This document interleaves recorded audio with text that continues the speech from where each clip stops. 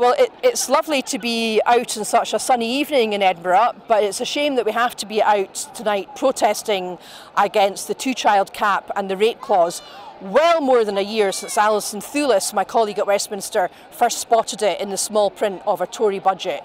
Very glad to see such a huge demonstration today and so many people still coming along 1 year after the rate clause came into force to show their opposition to this vile and despicable policy.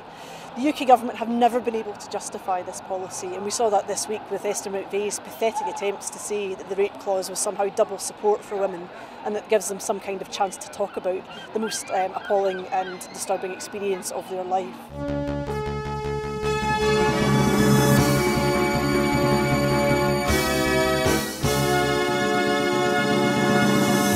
As you can see behind me, we're at the very beginning of the All Under One Banner rally.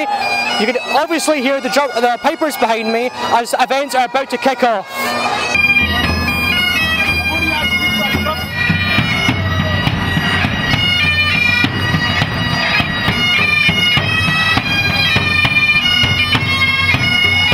It's time to aim high, look resolutely outwards, and never, ever accept second best.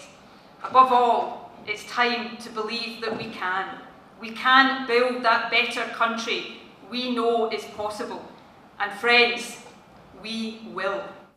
If you enjoy watching our programmes, please help us to be Scotland's independent broadcaster by signing up to become a Broadcasting Scotland supporter.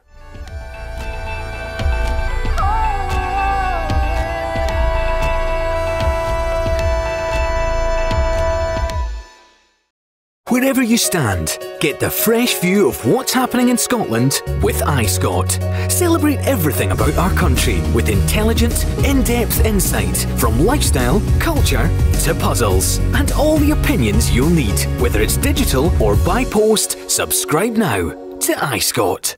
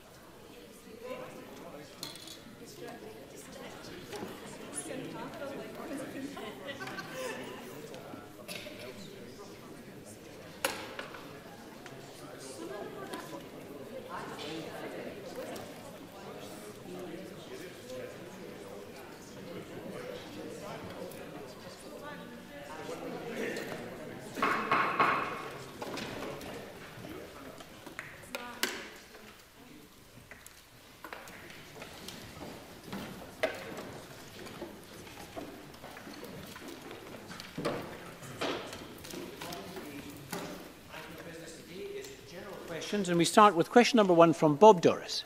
Thank you, Presiding Officer. To ask the Scottish Government whether it is aware of energy company practices that exacerbate fuel poverty and indebtedness of vulnerable households seeking to reconnect their supplies following disconnection. Minister Paul Wheelhouse. The Scottish Government is concerned that the UK Government has failed to create an energy market that serves all Scottish households fairly, particularly those in vulnerable circumstances.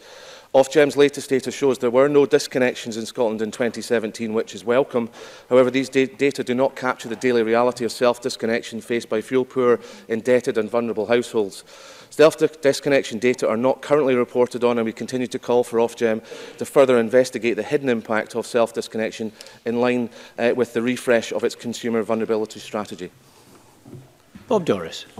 Thank the Minister for that answer. And I raised concerns before Christmas of the issue of unreasonable barriers for households in the Wynford estate and my constituency to get reconnected to their heating and hot water supply. And in my office worked with the Citizens' Advice and the Scottish and Southern Energy to secure 33 households got reconnected by Christmas Eve. However, Presiding Officer, dozens of homes remain disconnected and significant concerns remain about prohibitive reconnection charges, unreasonable repayment schedules and how energy companies are defining vulnerable households, for instance, not including families with children. Can I ask the Minister that whilst I appreciate the reserved nature of energy, fuel poverty is very much this Parliament's concern, and can I therefore ask the Minister to meet with myself to see how we can support vulnerable households in such situations? Minister. Thank you very much, Presiding Officer. And I should start the outset by congratulating Mr Doris on the work he's done to help those 33 households before Christmas. I commend him and indeed my colleagues such as Christina McKelvey, who's done I know an enormous amount of work around providing support to vulnerable customers in risk of disconnection for their supplies. Bob Doris is right to raise this issue. Scotland's vulnerable energy consumers remain a very high priority for this government. He's right to say fuel poverty is a key priority for the government, and that's why in 2016 we called the Summit of Energy Companies to discuss action towards addressing fuel poverty and the extra costs that low-income families face. In January of last year, the second Energy Summit met and challenged energy suppliers and consumer groups to work collaboratively towards improved consumer outcomes in line with our ambition to eradicate fuel poverty. And this work remains a high priority as we develop our Scottish Energy Consumer Vision and Action Plan. And the energy companies have been supportive to date in the work we're trying to do in that respect. So I'd be very happy to meet Mr Doris to tell him more about the work we are already doing, but clearly keen to hear from him the experience of his constituents around reconnection charges and to understand the impacts it's having on families in his area. Alexander Burnett. Thank you, Presiding Officer. And noting my register of interest in renewable energy, can I ask the Scottish Government what plans they have to close the gap on fuel poverty between urban and rural housing? Minister. Mr Burnett raises a fair point, but clearly in the debates we've had around energy efficient Scotland and fuel poverty, the government has acknowledged the additional factors that sometimes impact on rural households. Clearly, in many cases, they have faced greater exposure in terms of their properties and therefore have higher need to heat their properties. And, of course, the fuels they use can often be more expensive than those customers are able to access gas through the main system. So we very much are taking forward the thoughts around both rural and island communities in the work we're doing in support of energy efficient Scotland. And my colleague Kevin Stewart, who's leading for the government on fuel poverty, is also very much involved in that work. Indeed, Mr Stewart has joined us in the chamber, and I'm sure myself and Mr Stewart will be keen to hear from members around how they feel we can best tackle fuel poverty in rural areas. Question number 2, Finlay Carson. Cabinet Secretary Jean Freeman. The staffing of ambulances is an operational matter for the Scottish Ambulance Service. However, we expect the service to ensure that all ambulance resources are staffed appropriately to meet patient needs. Finlay Carson. Over a decade ago, the First Minister, Nicola Sturgeon, warned against single-crew call-outs while she was Health Secretary. And she said at the time, and I quote, "The policy of the Scottish Government is clear. Traditional accident and emergency ambulances should be double-crewed, with at least one member of the crew being a paramedic, unless in exceptional circumstances. This is not happening in Dumfries and Galloway, where in some instances ambulance crews are manned solely by technicians, potentially putting patients at risk. Is this yet another example that even after 11 years in power, this MP government is failing to deliver on their policy commitments? And will the Cabinet Secretary commit to urgently address this worrying situation?" Cabinet Secretary.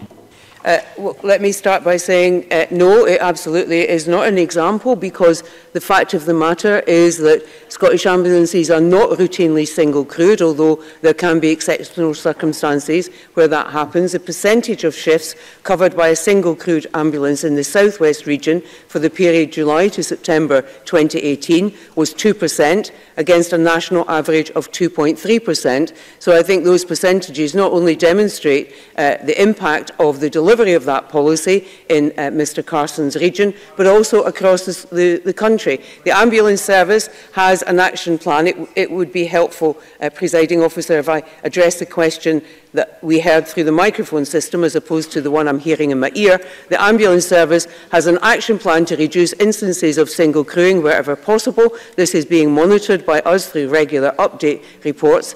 However, none of our emergency workers should have to worry about their own safety as they carry out their work, and the Emergency Workers Act includes penalties of up to 12 months imprisonment or a £10,000 fine, or both, to be imposed following convictions for offences against ambulance staff.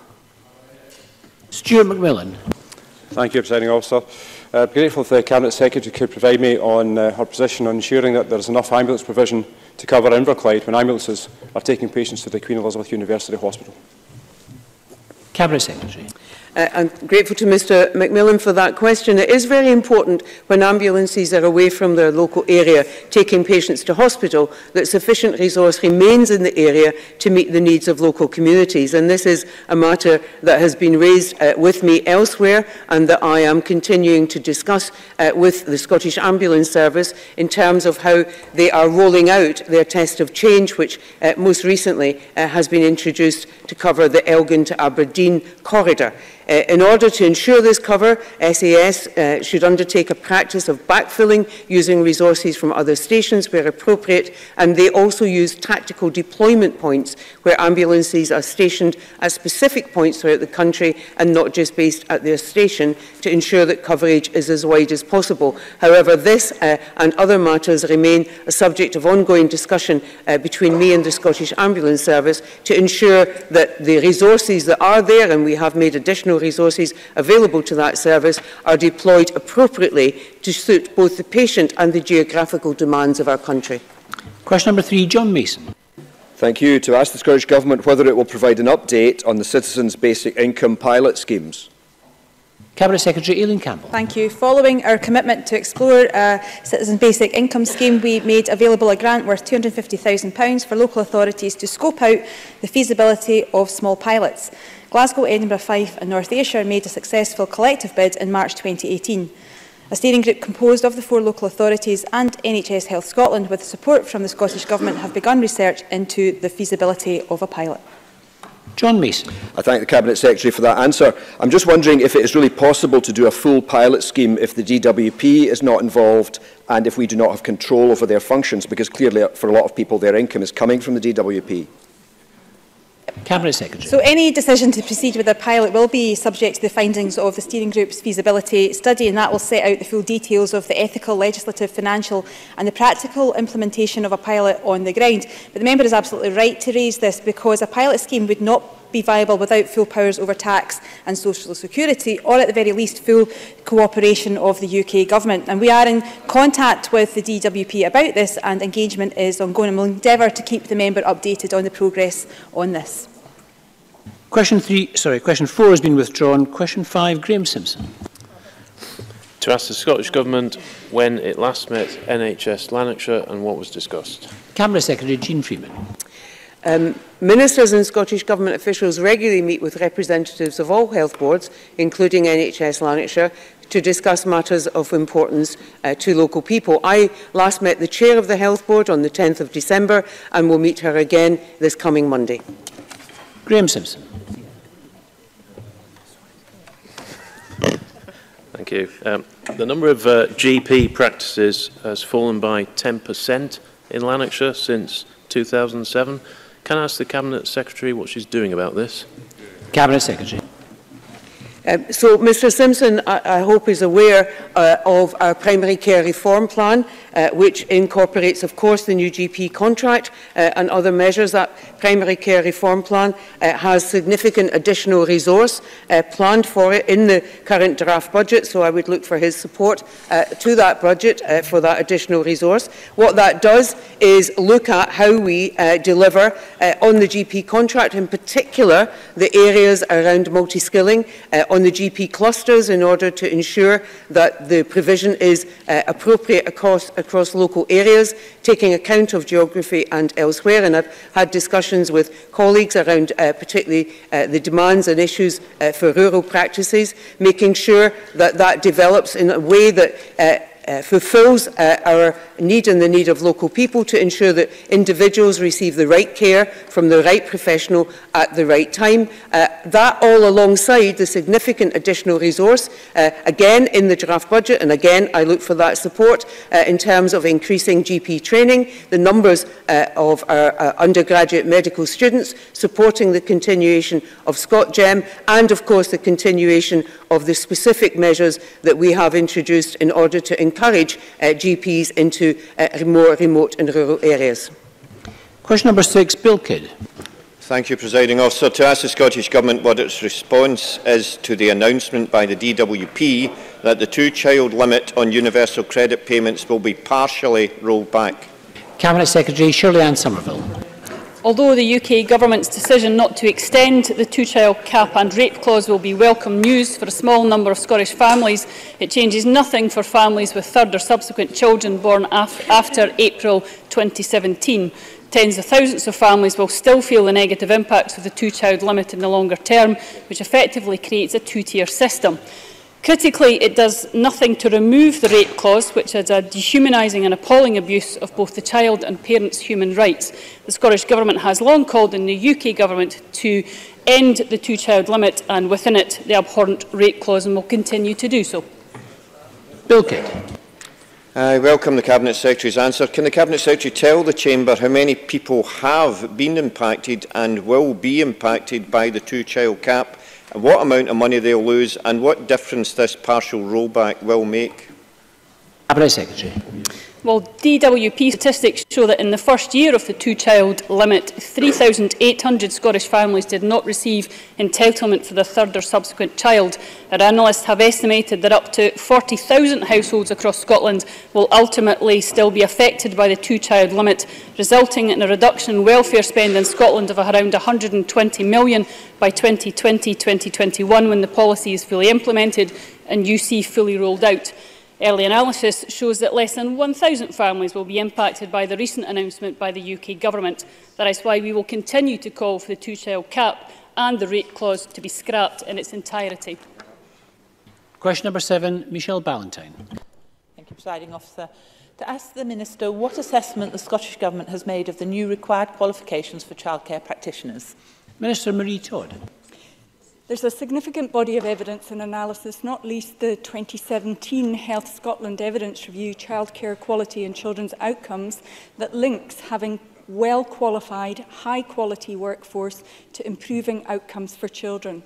That's why the National Standard for Early Learning and Childcare Providers, published jointly with COSLA in December, requires that all staff included in adult-to-child ratios must have either obtained or be working towards the benchmark qualification for their role.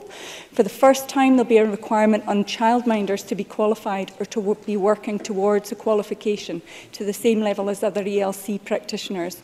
All registered staff delivering funded entitlement will, from August 2020, have at least started to work towards their qualification, rather than waiting until the end of the full 5-year registration period in which to secure the relevant qualification, which we believe will further enhance the quality of ELC. Michelle Ballantyne. I thank the Minister for that answer. But does she recognise that there are a significant number of managers, particularly older managers who already run successful, high-quality private nurseries, that may now be forced out of their careers because undertaking a Level 9 qualification at such a late point in their careers is neither desirable nor feasible? The Scottish Government know that we need a high number of experienced managers for the expansion of 1,140 hours to succeed. Will the Government commit to reviewing whether or not an exception should be made for the demand for a Level 9 qualification for an individual that is already in post and where an inspection process has already provided assurance on the quality of the services being delivered? Minister. Let me just reiterate, as I said in my first answer, there are very few changes in this. Since the registration of the ELC workforce is regulated by the SSSC, since 2011, all registered ELC managers and lead practitioners must either hold the SCQF Level 9 benchmark qualification or agree that their registration is subject to a comment, that they secure this within their first period of registration. The requirement for these staff to obtain these qualifications has not changed as a result of the national standard. Elaine Smith.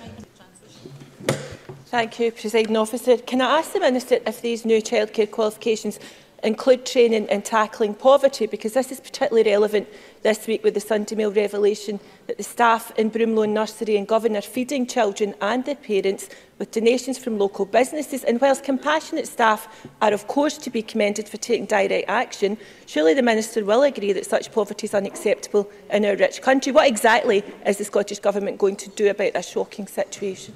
Minister. I absolutely agree that that's an unacceptable situation. You'll know that this is a particular passion of mine, that we live in the 6th richest country in the world and have the hungriest children in Europe, which is largely down to the UK government's welfare system. Yeah. Question number 8, Tom Arthur. To ask the Scottish Government how the proposals in the draft budget aim to support communities in the Renfrewshire South constituency. Cabinet Secretary Derek Mackay. The Scottish Government is committed to delivering inclusive economic growth across all of Scotland, and the 2019-20 Scottish Budget sets out a continued commitment to invest in regeneration activity, to stimulate sustainable and inclusive growth, and to empower and improve the well-being of people and communities. Tom Arthur.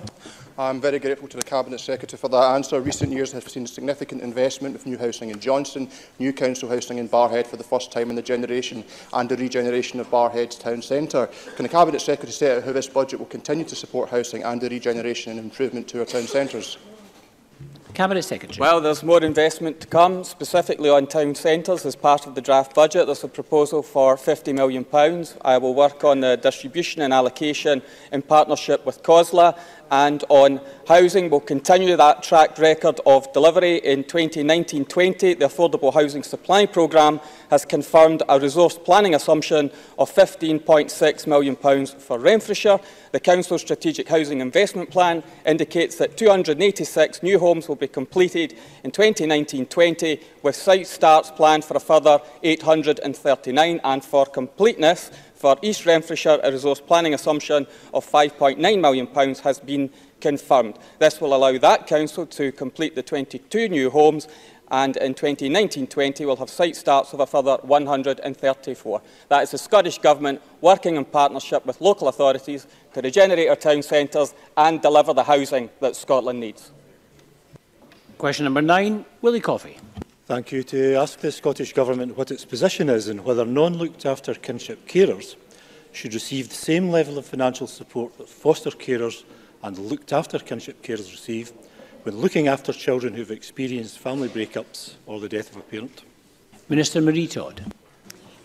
Kinship carers of non-looked-after children can receive the same level of financial support as foster carers where there is a kinship care order in place under Section 11 of the Children in Scotland Act. We are aware that kinship care orders are not always right in some individual cases, and the member has raised a number of issues with the ministers over some time, and I'm thankful for that. We continue to be conscious of these issues and consider how best to make sure that kinship carers get the support that they need. Willie Coffey. Thank the Minister for that answer. I have constituents who are kinship carers have involuntarily taken in, for example, their grandchildren. They don't meet the criteria for kinship care allowance, which seems only to be payable if there's a risk element involved and so are struggling financially. Will the Minister consider reviewing this criteria for the kinship care allowance to make it available for non-looked-after kinship care cases? Minister. The agreement on kinship care allowances doesn't apply to all kinship carers, and as you state, this has raised concerns amongst those who don't meet the eligibility criteria. The Scottish Government provides clear guidance on how local authorities should assess whether a child is at risk of becoming looked after, and obviously, as with all such guidance, we'll keep these matters under constant review. Because each kinship carer's circumstances are unique, the Scottish Government funds Citizens Advice Scotland to provide a specialised advice for kinship carers, along with signposting to local support services, support in financial and legal matters. And we've worked with and will continue to work with our social security colleagues, including those in Westminster, to ensure that kinship carers can access a variety of benefits to alleviate the additional costs for caring for their families' children. Thank you. That concludes general questions. Now, before we turn to First Minister's questions, members will be aware of reports in the media this morning that the former First Minister, Alex Salmond, has been arrested. As I hope members will also be aware, and as applies with all such matters, that means that the parliamentary rules on sub judice apply, as this case is now active. We turn now to First Minister's questions. Question number 1 from Jackson Carlaw. Thank you, Presiding Officer. The Queen Elizabeth University Hospital was the largest new hospital in Europe when it opened. And it's important to say that tens of thousands of Scots have been born and treated there safely and successfully in the years since by some of the world's leading clinicians and an extraordinary number of dedicated staff. However, they and anyone visiting the hospital are entitled to operate within a safe environment, and the latest reporting of tragic events this week has shaken confidence. So we welcome the review set up by the Health Secretary. Last year, Professor Alison Britton published her findings into the way in which all future NHS reviews should be conducted, and it made 46 key recommendations. Will the First Minister confirm that the review into the Queen Elizabeth Hospital will meet those tests? First Minister. Yes, we will ensure that the recommendations made by Professor Britton are fully taken account of in the remit and the conduct of the review announced by the Health Secretary earlier this week. The remit and the personnel for that review, I understand, will be announced in coming days. Can I thank Jackson Carlaw for the tenor of his question? The hospital, Queen Elizabeth University Hospital, has treated thousands upon thousands of people safely. Its dedicated staff do an excellent job day in and day out. But the incidents that have been reported on in recent times are serious, and they must be treated seriously. And I hope that not just members across the chamber, but members of the public will take some assurance from the actions that the Health Secretary has taken this week. She visited the hospital this week, was updated on the steps that the Health Board had taken in light of the cryptococcus infection incident, the additional infection control measures that are in place, and Healthcare Environment Inspectorate has been asked to review that incident. But more generally, given that and other unrelated incidents that have been reported recently, it is considered appropriate that a more general review of the construction, commissioning and maintenance of the hospital is undertaken. And it's right that that is undertaken in a way that is consistent with the recommendations that Jackson Carlaw referred to. Jackson Carlaw. Can I thank the First Minister for that response and for the assurances she's given in it. I think it is important that, having established those recommendations under Professor Britton, that they are surely now followed in the reviews that take place. And I'm also grateful to the First Minister for advising that the review will be both independent and that that review will extend beyond the immediate incident and the incidents that have been reported in the recent past. Beyond that, however, because obviously some of the concerns that are immediate require immediate action, can the First Minister confirm that there are actions being taken now which will address some of the very considerable and serious concerns which have given cause to public anxiety? First Minister. Well, yes, I can give that assurance, and the Health Secretary, when she answered a question in the Chamber on Tuesday, gave some of that information, which I'm happy to go over again for the benefit of the Chamber and those amongst the public who may be listening. In terms of the cryptococcus incident, which of course is the incident that has arisen from bacteria from pigeons, one of the things that the Health Secretary was being updated on by the board on Tuesday were the additional infection control measures that have been put in place since that incident. Those measures include the provision of prophylactic medication to the relevant group of vulnerable patients and the provision of what are called HEPA filters to ensure clean and clear air, and of course additional air monitoring. These are important steps. As the Health Secretary said earlier this week, there is no evidence to suggest a general infection control problem at the Queen Elizabeth University Hospital. The statistics do not suggest that is the case, but nevertheless this is a very serious incident that must be and is being treated seriously, and I should of course at the outset have placed on record my deepest condolences, and I'm sure I speak on behalf of the whole Chamber, to the families of the two patients who contracted this infection and who have subsequently died. Of course, in one of those cases, tragically that of a child, it was found that this infection was a contributory factor in their death. So I want to assure Jackson Carlaw and the Chamber that all appropriate steps will be taken. As I said, separately to the general review that the Health Secretary announced, she has asked the Healthcare Environment Inspectorate to review this particular incident fully and to recommend any further steps that should be taken. Jackson Carlaw. First Minister for that assurance. Being the largest hospital in Europe, tremendous catchment area of patients depend upon it. Indeed, all of my constituents depend upon the assurance of knowing that that hospital is a safe and secure environment. However, this alarming story has also raised wider questions about the government's record on the NHS, because there is a £900 million maintenance backlog on NHS buildings, including hospitals in Scotland. And nearly half, that's 45%, almost 45% of that, is defined by the Scottish Government itself as being high risk. So is it any wonder then that we do see problems emerging, not just at the Queen Elizabeth, but at other hospitals across Scotland? And why is it that, in the words of Audit Scotland, the Scottish Government has not planned what investment will be needed? First Minister. Well, in terms of the assurances around the Queen Elizabeth Hospital, Jackson Carlaw says that all of his constituents rely on the services of that hospital. All of my constituents, the hospital used to be in my constituency, so I am very well aware, acutely aware, of the importance of that hospital and of confidence in that hospital to the population across Glasgow and indeed further afield. In terms of maintenance, at any given time there will be maintenance requirements in the health service estate. The Scottish Government works closely with health boards through our capital allocations to health boards to make sure that we are providing as far as we can within the resources available to us capital provision to do that. One of the ways in recent years, and the Queen Elizabeth Hospital is an example of this, that we have chosen to deal with maintenance issues in older hospital buildings, of course, is by re-providing in new purpose-built buildings. And the Queen Elizabeth itself brings together in one location hospital services that previously were split across multiple older sites in Glasgow. Jackson Carlaw refers to Audit Scotland. The Scottish Government works to respond to all Audit Scotland recommendations. Obviously, in recent times, the Scottish Government has set out a lot of information around medium-term financial planning and other plans in terms of the medium to long-term for the health service.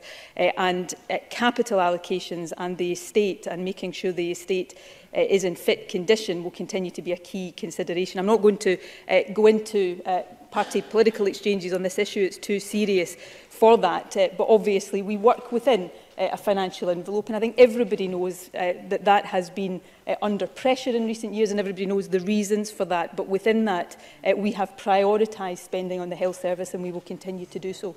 Jackson Carlaw. The capital budget has increased, and it is going to increase further. And First Minister is right, there is always a maintenance backlog that has to be addressed. Indeed, when I exchanged with her as Health Secretary, when I spoke on health, it was a £400 million backlog. It's now at a £900 million backlog. And a lot of that, according to Audit Scotland, is down to a lack of planning. Because Audit Scotland says there is no long-term plan, no coherent proposals to bring our NHS estate up to the standard so that we can all be assured. Now, the Health Secretary's review will get to the bottom of what is happening at this flagship hospital and without delay. But isn't it the case that what Scotland really needs is for the record investment which we know is coming to underpin a plan which commands support across this chamber and puts the NHS on a sustainable footing which we can all support for the long term? Will the Government commit to do that? First Minister. Well, as I assume Jackson Carlaw knows, but I'll give this information just in case it is not known to him or to the wider chamber. There is a commitment to bring forward a capital investment plan before the end of this financial year. The Health Secretary, I think, has publicly committed to that, and that's a commitment that will be fulfilled, and that will be available to the chamber for discussion and scrutiny in the normal way. That will sit alongside the other plans, including the medium-term financial plan that I've already referred to.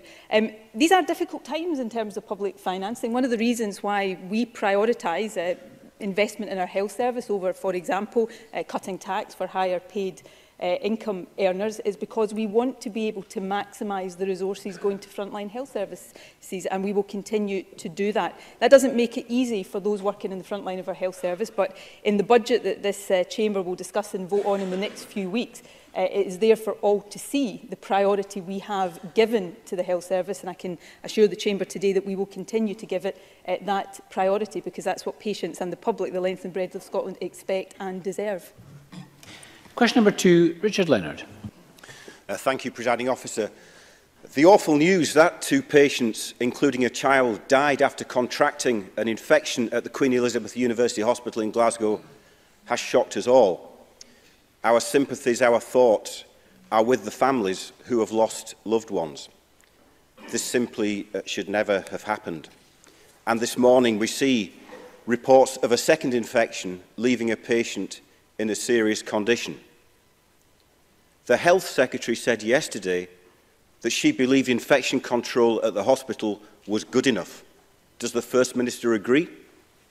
First Minister. Well, the comments of the Health Secretary, which I do agree with, were about what I'm going to set out here. Firstly, she was making the point, and rightly making the point, that the evidence, the statistics on point prevalence of infection in our hospitals or the statistics around hospital standardised mortality do not suggest that there is a general problem with infection control at the Queen Elizabeth Hospital or across Glasgow more generally. Secondly, she was making the point and seeking to give the assurance to the Chamber that based on her visit on Tuesday, she was satisfied that the additional infection control measures that the hospital had put in place in light of this Cryptococcus infection incident were sufficient.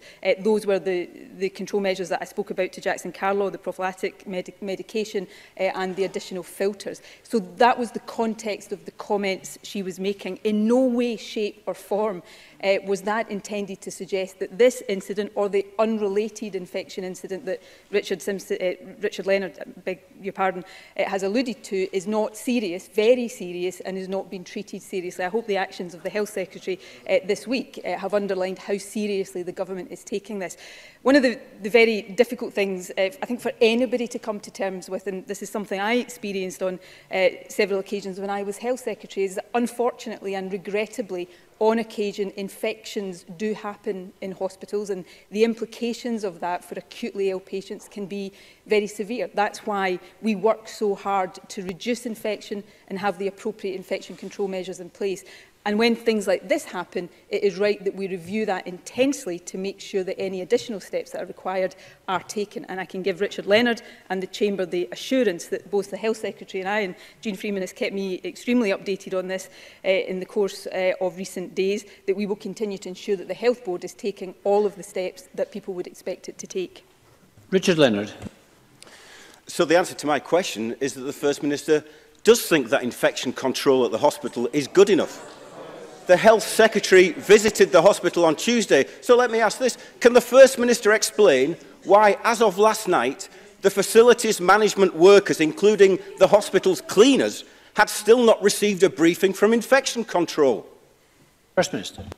Well, that is a matter I will look into and ask the Health Secretary to look into, because if that is the case, then clearly they should have done. I would expect those working in this field in any hospital across any part of the health service to be properly briefed in terms of the challenges that are facing. I say this to Richard Leonard in all seriousness. He is mischaracterising both what the Health Secretary and I have just said.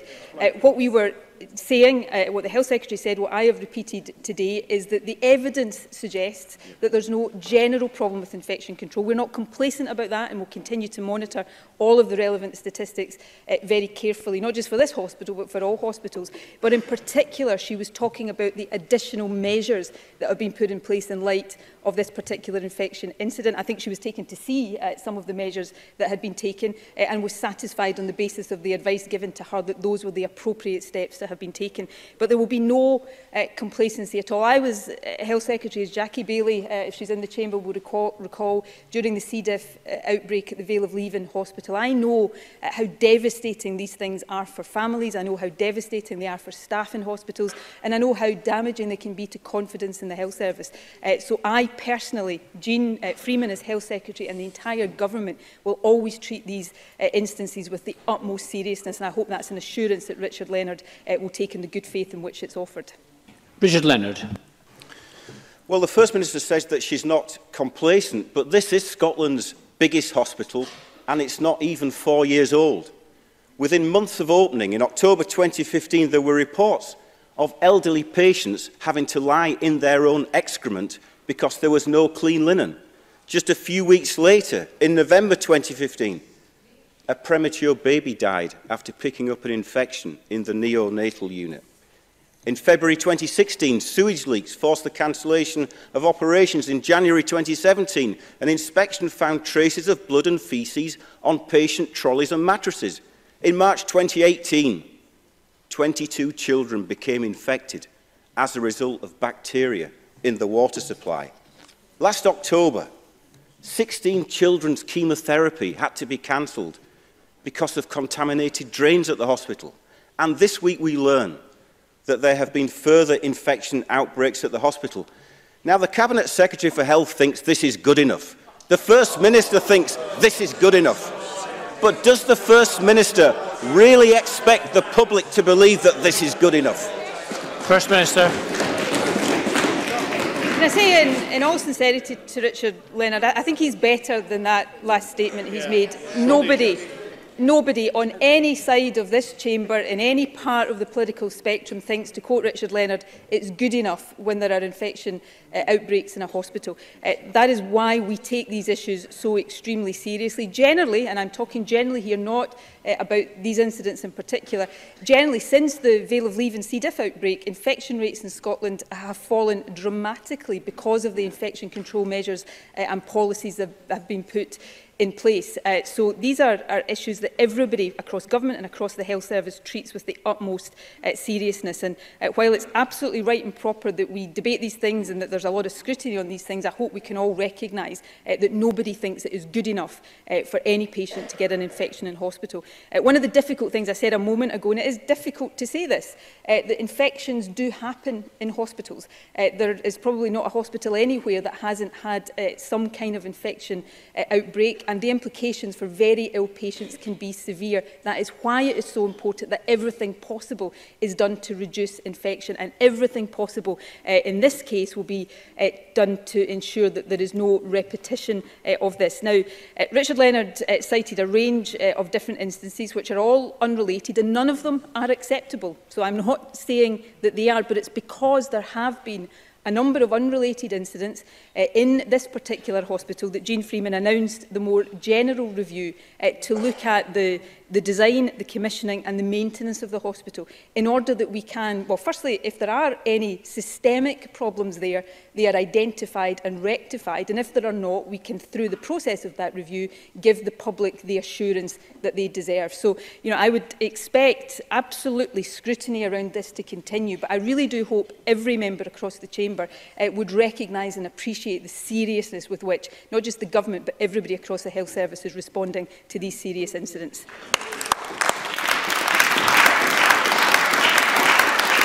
We have a number of constituency supplementaries. The first from Angela Constance. Thank you, Presiding Officer.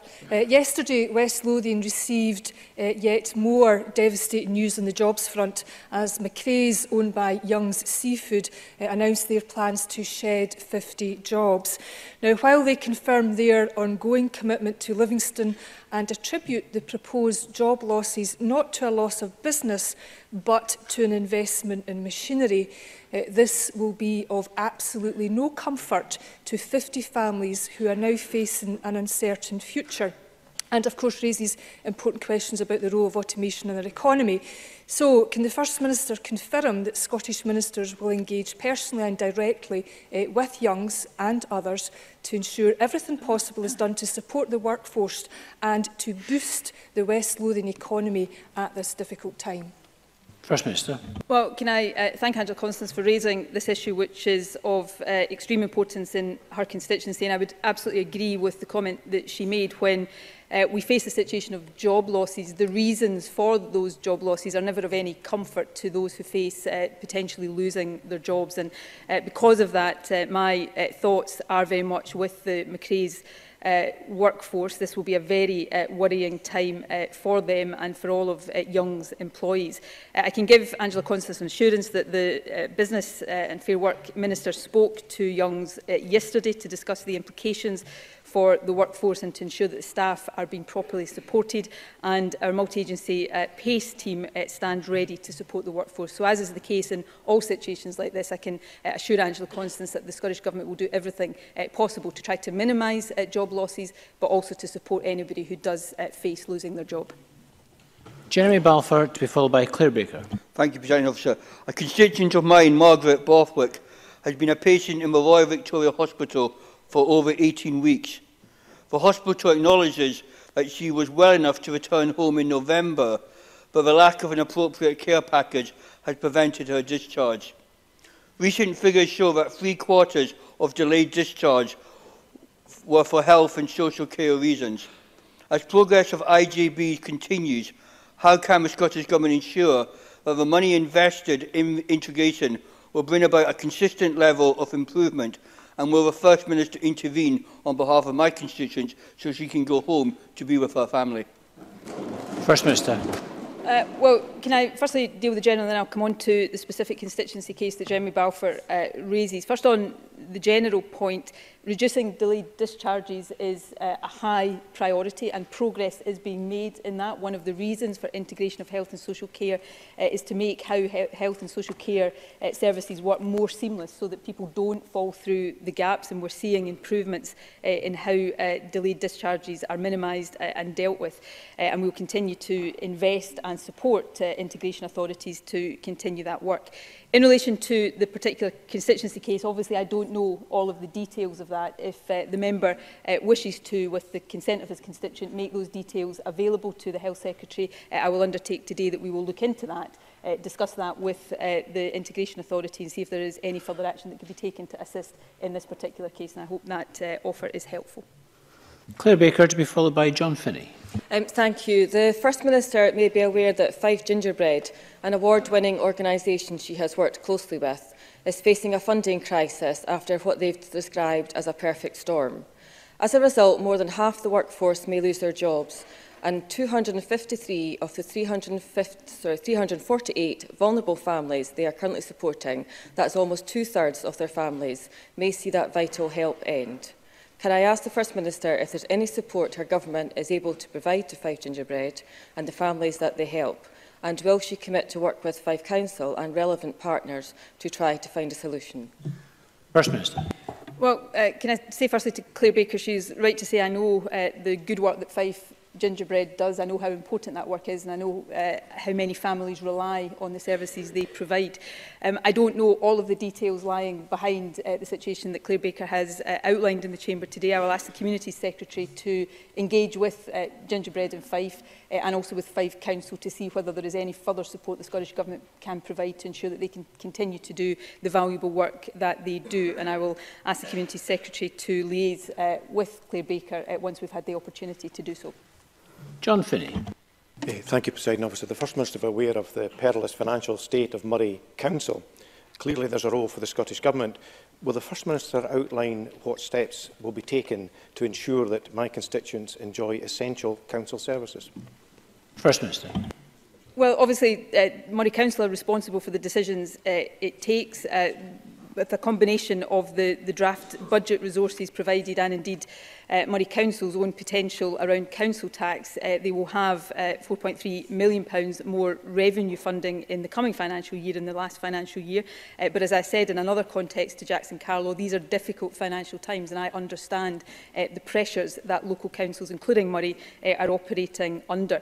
As I've said many times in the Chamber before, in the draft budget we have sought to protect local government as far as we can within the resources available to us. Obviously, we are approaching the next stages of consideration of the budget, and we remain open. I know there have been discussions with others about whether or not there are areas of the budget where we can redirect money from to further help councils. But as I've said before, and it's simply a statement of fact, we have no unallocated money. If we're going to increase money for local authorities, then that money has to come from somewhere else in the budget, and I'm sure these discussions will continue over the next couple of weeks. Question number 3, Willie Rennie. I support action that works to change the behaviour of young people who get into trouble. I do not support 13-year-olds being branded as criminals for the rest of their lives for mistakes in their childhood. From everything the Government has said, the First Minister will next week instruct her MSPs to vote against our amendment to raise the age of criminal responsibility to 14 years old.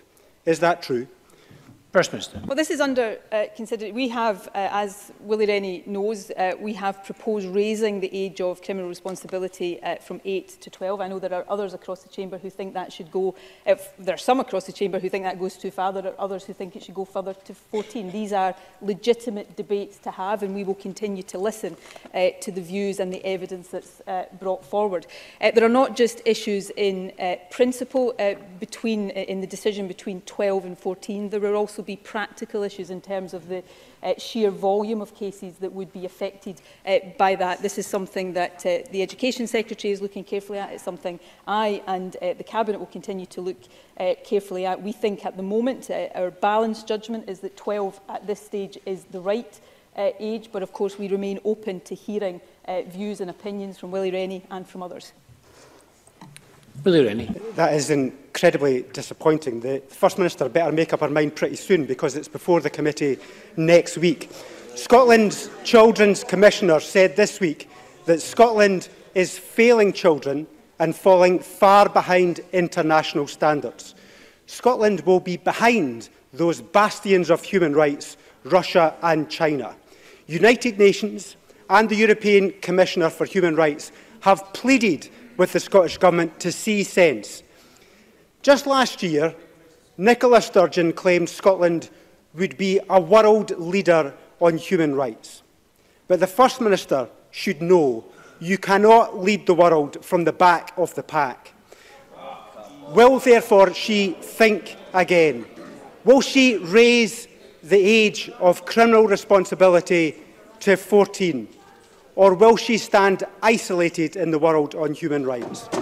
First Minister. Well, actually, I don't think Willie Rennie does much justice, pardon the pun, to his own arguments here, because it completely misrepresents and mischaracterises the overall way in which Scotland deals with young people who commit offences. I spent Monday afternoon this week visiting a secure unit, Kibble secure unit, seeing for myself how we deal with young people, either on welfare grounds who have committed offences, and been told by the staff there that in the broader sense, Scotland is actually seen as a world leader in how we deal with young people who offend. The age of criminal responsibility is important, but the overall way in which we deal with young people in the system is what is really important. Now, in terms of the decision about 12 or 14, I mean, I'll simply point out that when we consulted on this, I think 88% of respondents in the consultation were in favour of the age of 12. But we will continue to listen. And as I think the Lord Advocate gave evidence to the committee at stage 2, and what he said then is one of the considerations we require to take account of, and it's a practical as well as a principled consideration. If we are to move to a higher age, we have to have confidence that the responses that are available in the children's hearing system are sufficient for any case, even the gravest of cases. So this is an important and serious and at times quite sensitive issue, and I would simply appeal to those across the chamber who have different views in both directions. Let's all be grown up about how we deal with this and actually treat the issues with the respect they deserve. Some further supplementaries. The first from Gordon Lyndhurst, to be followed by Maureen Ward. Edinburgh Airport in the region of Lothian is Scotland's busiest, and its chief executive at the weekend called for a cut to air departure tax, a policy the SNP previously supported. So will the First Minister end the excuses and confirm the SNP will meet their manifesto commitment and cut ADT in this parliamentary term? First Minister. Well, cutting ADT remains our policy, but as the member is aware, we can't do that right now because without going into all of the technical detail of this, the UK government has devolved this not in a fit state because of the state aid issues around the Highlands and Islands exemption. So we continue to try to persuade the UK government to work with us to resolve this. So if Gordon Lyndhurst wants us to move more quickly on this, then perhaps he could pick up the phone and speak to his colleagues in the Tory government at Westminster and ask them to get their finger out and help us resolve it. Maureen Watt, to be followed by James Kelly. EY's new report this week showed that every single one of the Scottish businesses and trade associations that it consulted has concerns over Brexit. They highlighted risks to competitiveness, profitability and, in some cases, even their survival. For the sake of Scottish jobs, isn't it high time the Tories ruled out no deal? First Minister.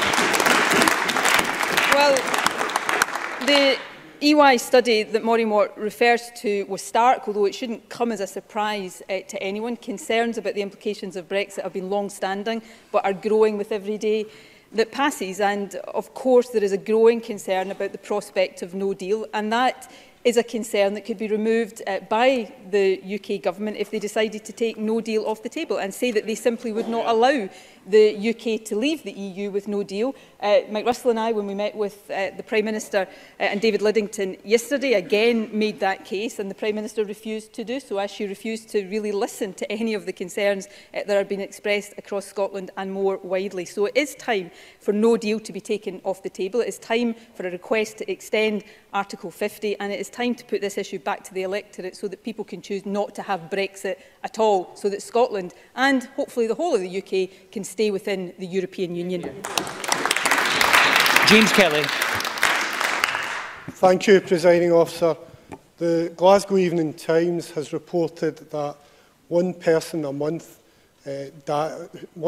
person a month dies sleeping rough on the city streets.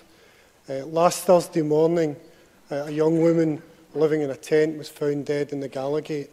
In addition to that, Glasgow City Council reports that between October 2017 and October 2018, 47 people with open homeless assessments died. This is a shocking situation which should concern Nicola Sturgeon not only as First Minister but as a Glasgow MSP. Can I ask the First Minister what action the Government will take in its budget to properly fund homelessness services to put an end to the scandal of people dying on our streets? First Minister. Well, I actually agree with James Kelly on this. It is of huge concern to me that anybody in any civilised country would die while sleeping on the streets or while homeless. And as long as there is one person in that position, that is not a situation that any of us should tolerate. In terms of action, I know James Kelly is aware of the work that we have been doing through the Homelessness and Rough Sleeping Task Force, which of course has come up with a number of recommendations that are about tackling homelessness and rough sleeping. We've also established, in reference to his question about budgetary steps, we've established the 50 million Tackling Homelessness Fund, which is about tackling this problem in a very targeted and direct way. And we've had some of the best experts in this field helping us bring forward these recommendations. So there is a real determination, I know, on the part of Glasgow City Council and local authorities across the country, backed by the third sector and certainly backed by the Scottish Government, to get to a point where we eradicate homelessness and we eradicate rough sleeping, because it has no place in any civilised society. And I certainly, as First Minister, will not rest on this issue until we get to that point, and I hope we have the support of people right across the chamber. Question number 4, Tom Arthur. Minister, how the Scottish Government is marking Holocaust Memorial Day. First Minister. Well, we must never forget the horrors of the Holocaust and other genocides around the world, which are a stark reminder of the inhumanity and violence that bigotry and intolerance can cause if left unchallenged. Last year, as I've noted in the Chamber before, I joined young people from 89 Scottish schools on a Holocaust Educational Trust's visit to Auschwitz-Birkenau. I know I will never forget what I saw there, and I'm sure the young people who were with me won't either. We mustn't ever forget where anti-Semitism and what anti-Semitism can lead to if it's not challenged, and why education about tolerance, compassion and respect is so important. Next week, the Cabinet Secretary for Communities will be speaking at this year's national event to mark International Holocaust Memorial Day, which will take place in East Renfrewshire. There will also be a members' debate in Parliament, I know, later today, and I also had the honour of signing the Holocaust Memorial Day Book of Commitment in Parliament earlier this week. Tom Arthur. And I thank the First Minister for that answer. Two of the most important lessons of the Holocaust are of the capacity of human beings to systematically inflict suffering and death on other human beings, and that such actions can take place in what had been regarded as an advanced society. A third, as the First Minister referenced in her answer, is the consequences of hate and discrimination left unchallenged. Presiding Officer, what began with casual anti-Semitism laced with conspiracy theories and pseudoscience traversed a darkening spectrum of increasing social and economic marginalisation, which led ultimately to the factories of death at Helmo, Maginec, Treblinka, Bergerac, Sobibor and Auschwitz-Birkenau. As the Holocaust slowly passes from living memory, can the First Minister advise the Chamber on how the Scottish Government will continue to support work to ensure that the memory of the Holocaust is preserved for future generations and that they are taught those lessons which we must never forget? First Minister.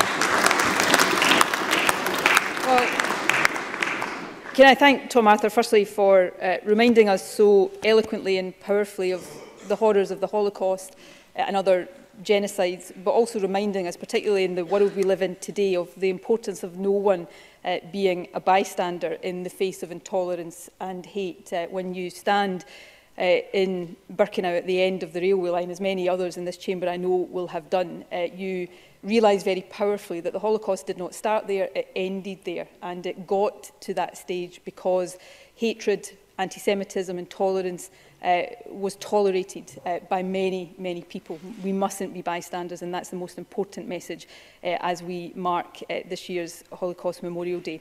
In terms of future generations, it's vital as the Holocaust passes out of living memory that the next generations remember and learn the lessons. Learning about the Holocaust is part of international and citizenship education, which of course are central to Curriculum for Excellence. In addition, the Scottish Government supports the Holocaust Educational Trust's Lessons from Auschwitz programme. That programme includes a visit to Auschwitz-Birkenau and aims to increase knowledge and understanding of the Holocaust. And I've made a very public commitment to the Holocaust Educational Trust that as long as I am First Minister, we will continue that support. And I'm sure across all parties there would be the commitment to continue it long into the future. Participating students in that, of course, also become Holocaust ambassadors within their own schools and communities, and they do excellent work to keep remembrance alive. And it's important, I think, that all of us in our roles as constituency and regional MSPs support those fantastic young ambassadors as the ones who not just keep the memory of the Holocaust alive, but also help to pass that message about not being tolerant of hatred to the next generation and beyond. Question number 5, Brian Whittle.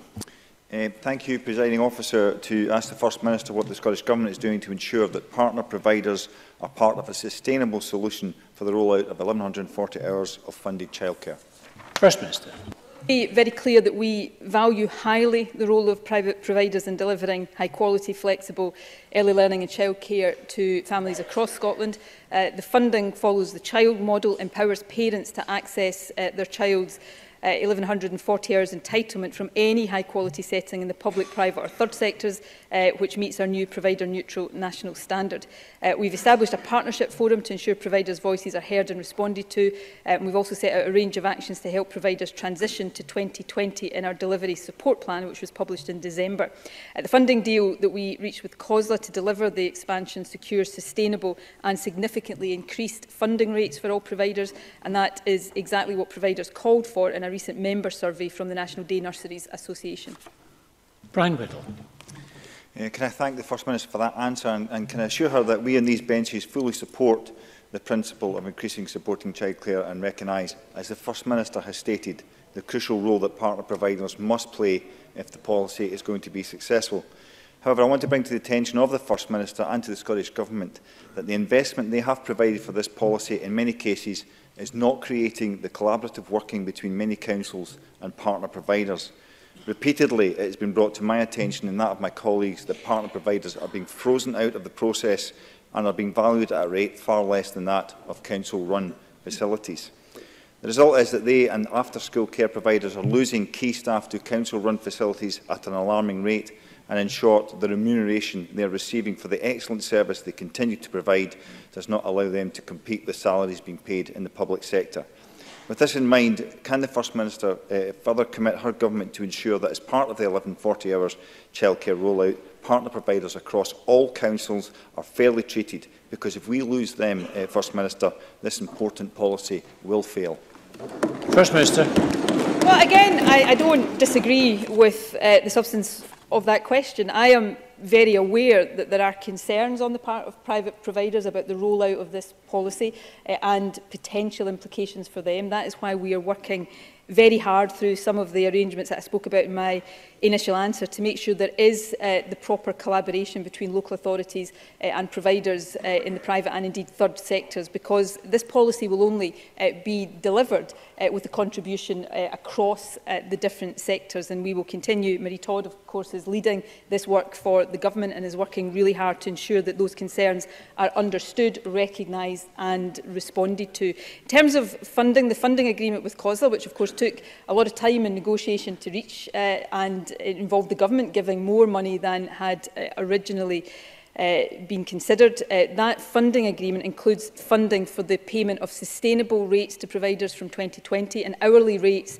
across the country will significantly increase over the period to 2020. The funding package is underpinned by a shared commitment to pay sustainable rates to providers in the private and third sectors, which reflect the cost of delivery, and that is an important part of ensuring and assuring providers in the private sector that they will remain competitive when it comes to attracting staff. So we recognise those concerns, and I hope the member will be assured that there is a considerable amount of work being done both to recognise and to respond to these concerns in the appropriate way. Mary Fee. Thank you, Presiding Officer. Many private providers in nursery education regrettably cannot match the staffing costs of local authorities. And if a partner provider pays the living wage, this could increase the cost of childcare over and above the 1140 free hours, especially for children below the age threshold for a funded placement.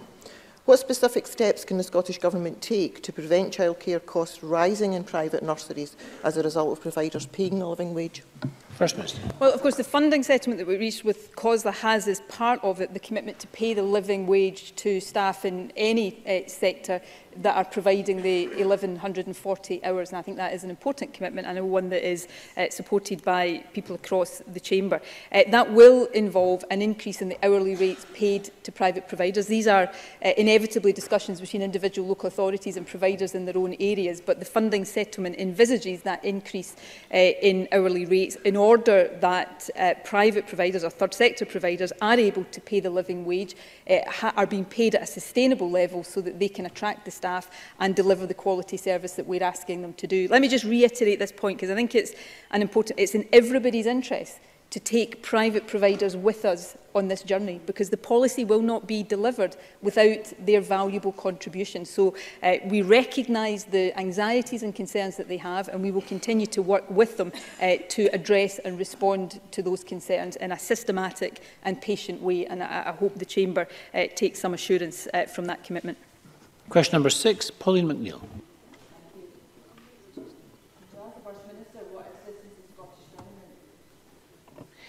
To ask the First Minister what assistance the Scottish Government is giving EU nationals to apply to the EU settlement scheme. First Minister. Well, I'm pleased that the Prime Minister has belatedly seen sense and accepted our argument that the settled status fee, the unfair settled status fee, should be scrapped.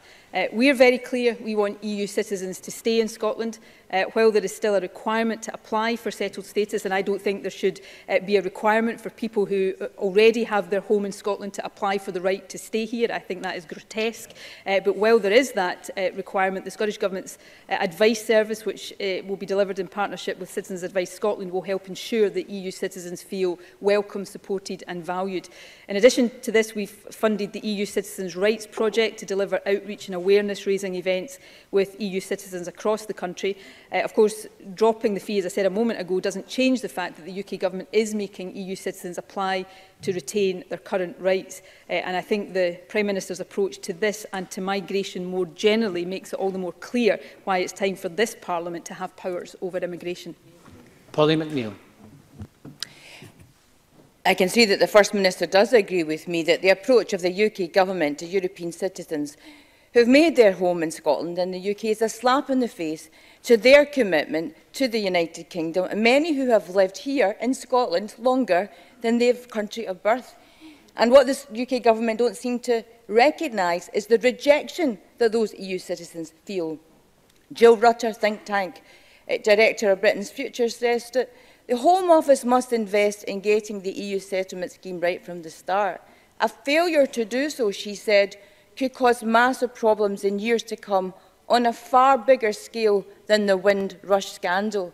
In view of this, can the First Minister just reassure me and the Parliament that everything will be done within the powers at her disposal to ensure that those who are harder to reach, because many will not be documented when this scheme is finished, especially those who have language barriers and the elderly, all that can be done to ensure that they are able to stay here?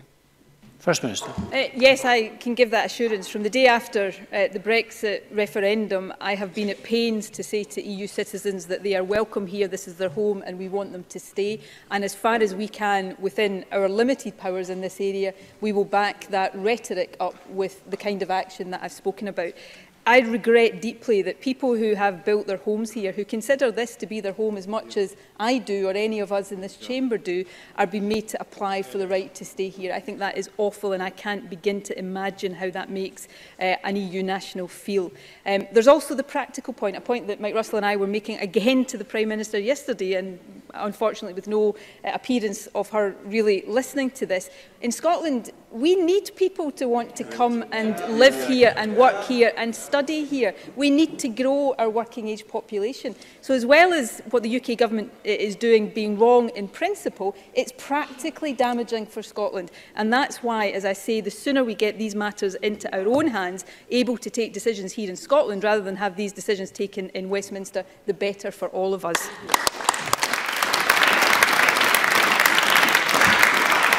Thank you, and that concludes First Minister's questions. We're going to move on shortly to members' business in the name of Richard Lyle on remembering the Holocaust. But before we do, we'll just suspend very briefly, brief suspension to allow the gallery to clear as well as members and ministers to change seats.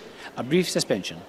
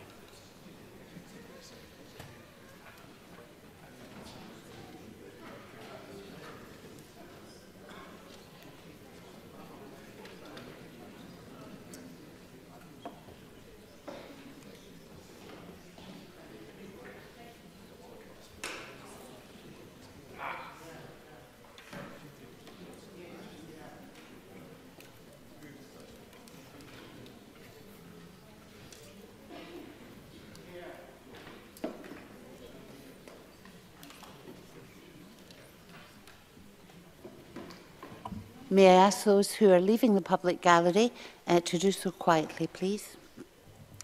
And the next item of business is members' business debate on motion 15264 in the name of Richard Lyle on remembering the Holocaust. This debate will be concluded without any questions being put, and I would ask those who wish to speak to press the request to speak buttons.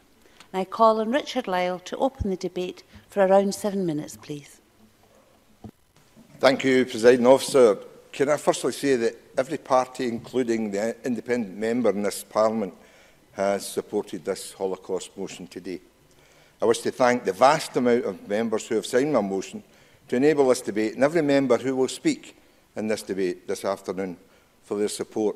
It's appreciated. Today we will be commemorating a tragedy of the past, but I believe this topic is completely relevant to the issues we are facing in our world today. Presiding Officer, January 30th, 1933 is a day the world should and will never forget. It is the day Adolf Hitler became Chancellor of Germany.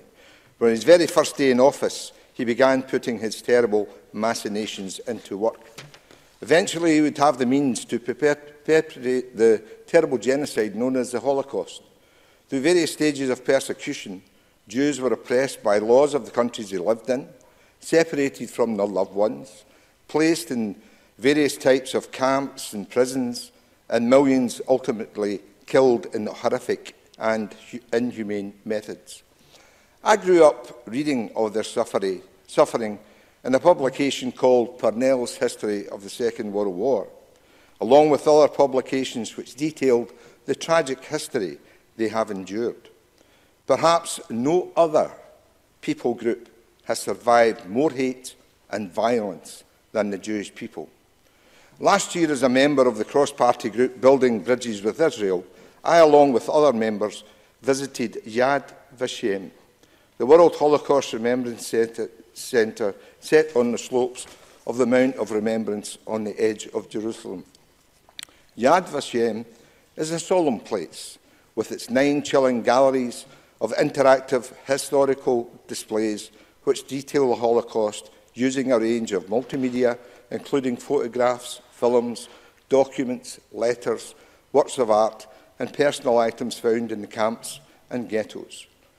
The museum leads into an eerie space containing over 3 million names of Holocaust victims. There's also a hall of remembrance where the ashes of dead are buried. There's an avenue of the righteous among the nations, which has over 2,000 trees, which were planted in honour of non-Jews who endangered their lives in order to rescue Jews from the Nazis.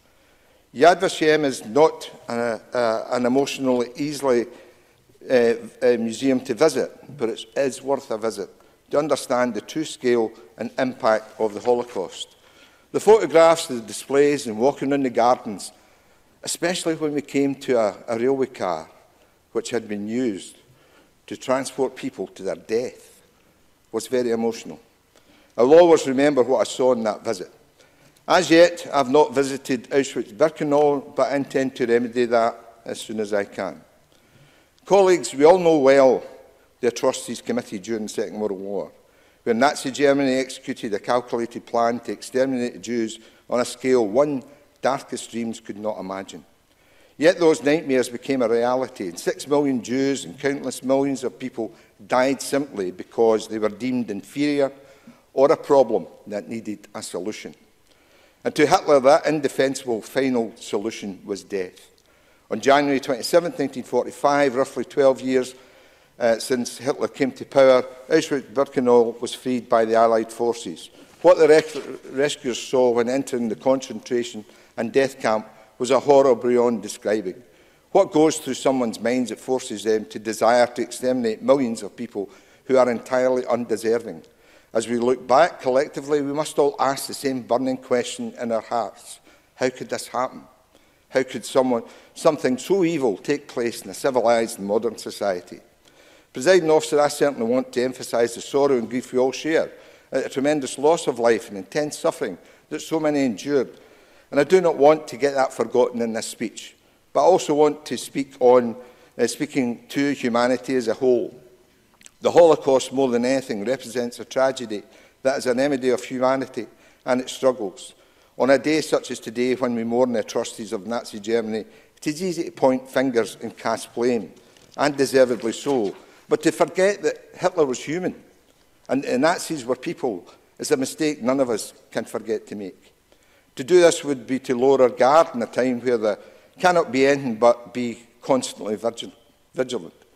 World War II ended, and to those who were involved in the carrying out of the Holocaust, they all faced justice, be it in this life or the next.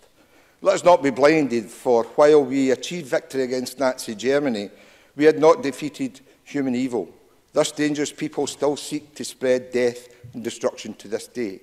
Only a few months ago, a tragic synagogue shooting in Philadelphia resulted in the deaths of 11 people. Today, there are countless atrocities being committed against a multitude of people groups: persecution, torture, displacement and murder of oppressed peoples, groups that still sadly occurring in places around the world. Subsequent genocides have taken place in Cambodia, Rwanda, Bosnia and Darfur.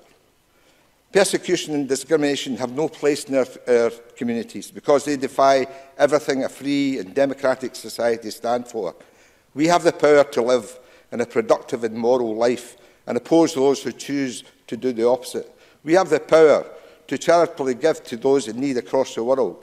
We must stand together and say welcome to those who are discriminated against and persecuted. We should learn to live with each other in peace. What a happy day that would be. As members of this Parliament, we cannot stand idly by and watch the vulnerable suffer. We all must recognise that it does not matter what religion we follow, what country we live in, where our parents were born, or what language we speak. A crime against humanity affects us all. Unity amongst the human race for common decency and respect is a necessity in all our modern era. Presiding Officer, I want to again thank all those who will speak today. Their words will mean a lot to many. I want to reiterate that we all must recognise that we have the power to choose how we live and how we respond to other lifestyles and decisions. On a day like today, we can clearly see the mistakes made by so many resulted in millions of lives lost. The past can sometimes be a place of regret and sorrow, but it can be a teacher unlike any other. Witnessing the failures and triumphs of those in the past works is a fantastic guidebook to us in how we live our lives. Today is meant to honour those who suffered and died from the Holocaust, and I commend all those who fought to end the Holocaust. We must continue to combat anti-Semitism and discrimination in all its forms in general, on each and every occasion. Thank you, Presiding Officer.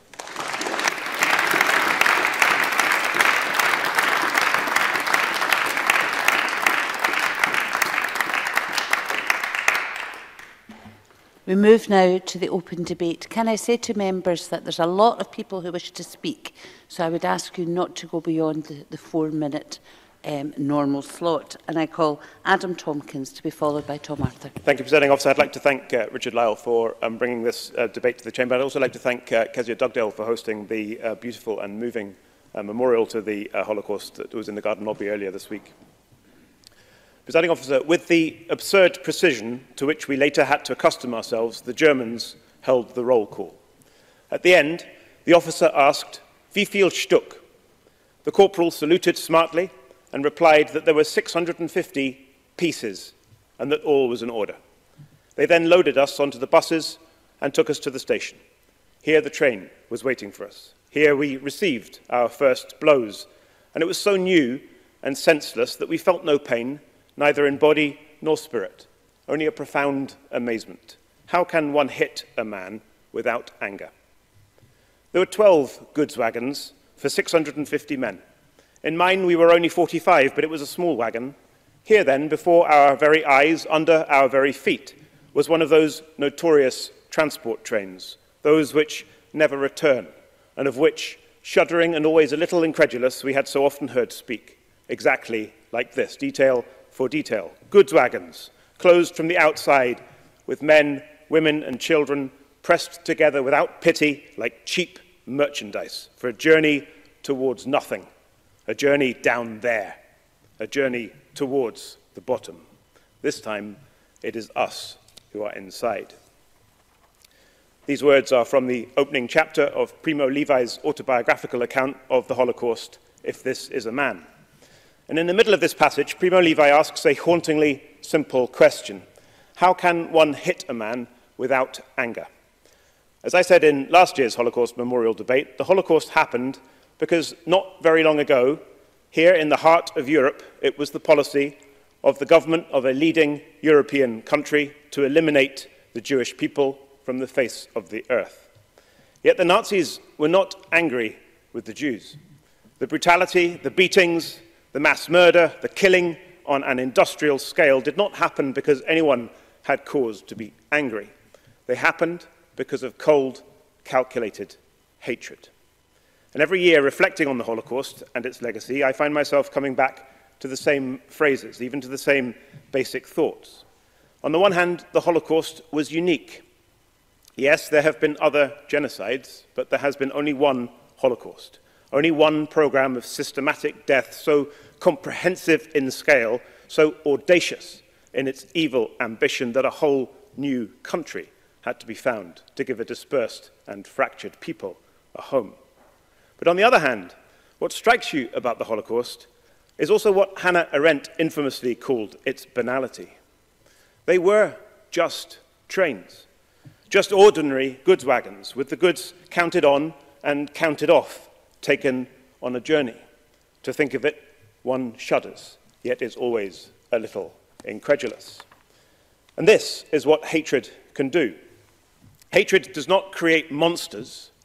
Monsters are extraordinary. They instantly stand out from the crowd. You can see them a mile off, and they are very rare. What hatred does is not to create monsters, but to allow ordinary men and women to commit terrible acts as if they were the most mundane quotidian of tasks, just loading goods onto a train. Arendt coined her notorious phrase, the banality of evil, in her report for The New Yorker of Eichmann's trial. The great Canadian singer-songwriter Leonard Cohen captured her meaning in his poem, All There Is to Know About Adolf Eichmann. And I'm going to read it. It's very short. All there is to know about Adolf Eichmann. Eyes, medium. Hair, medium. Weight, medium. Height, medium. Distinguishing features, none. Number of fingers, 10. Number of toes, 10. Intelligence, medium. What did you expect? Talons, oversized incisors, green saliva, madness. The Holocaust was not mad, presiding officer, it was calculated. It was committed not in a frenzy of anger and emotion, but in a climate of cold-headed hatred. Now, there is plenty of room in politics for emotion, for frenzy, even for anger, but not for hatred. Yes, we here disagree on many matters, and those disagreements may make us angry from time to time. But let there be no room here or anywhere else in political life for hatred. And let that, for us, be the lesson of the Holocaust.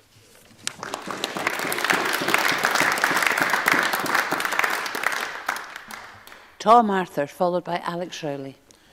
Thank you very much, Presiding Officer. I would like to begin by thanking my colleague Richard Lyle for securing this debate and thanking him for what was an excellent speech. I also want to put on record my deep appreciation for the remarks that Adam Tompkins made, which I thought was an absolutely superb speech, one of the finest I've heard since being elected to this place.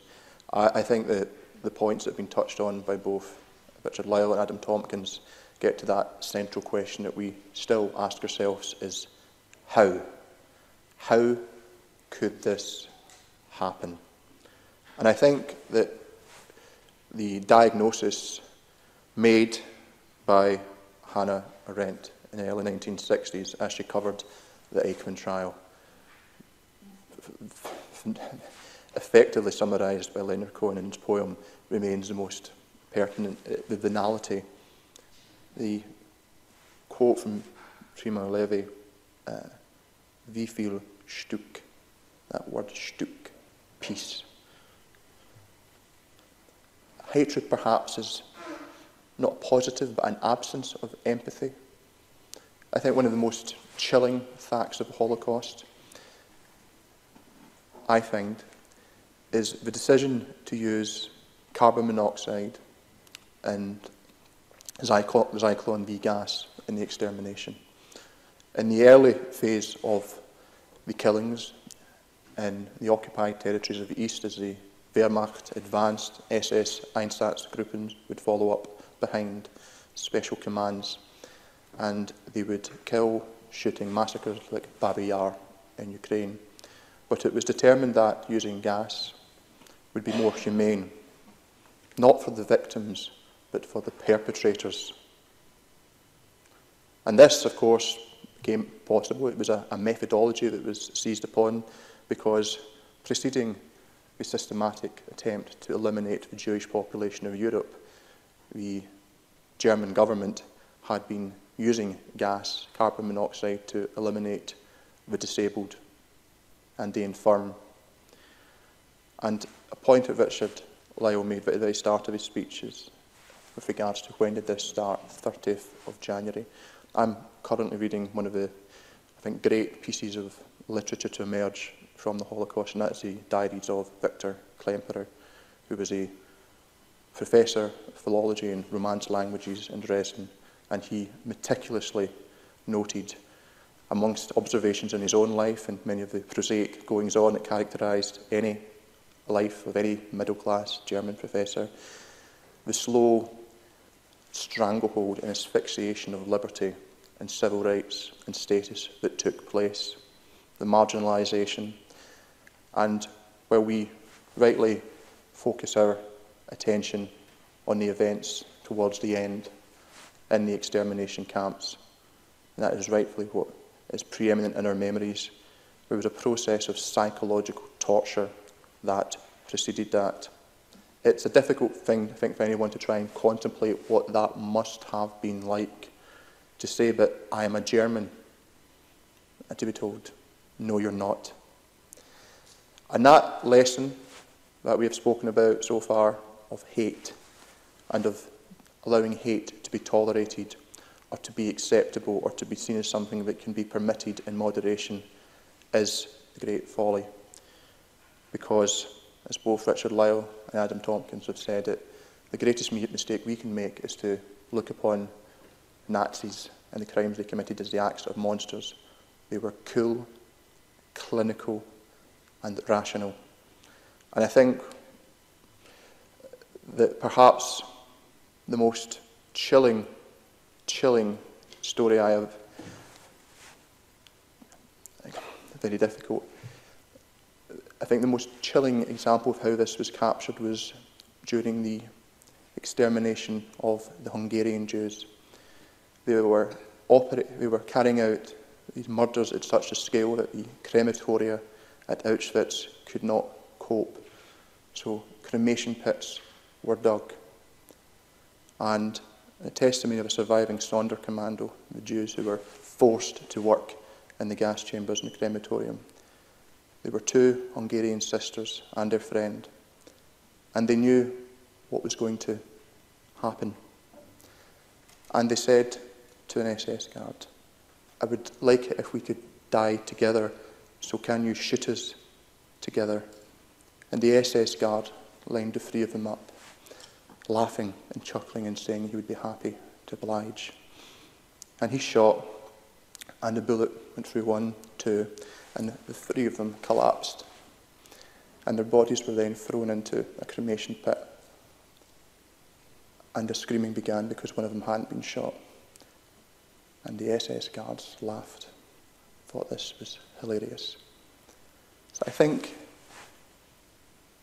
to know that that happened within living memory in one of the most advanced civilizations in the world is a lesson for us all. That is what human beings are capable of.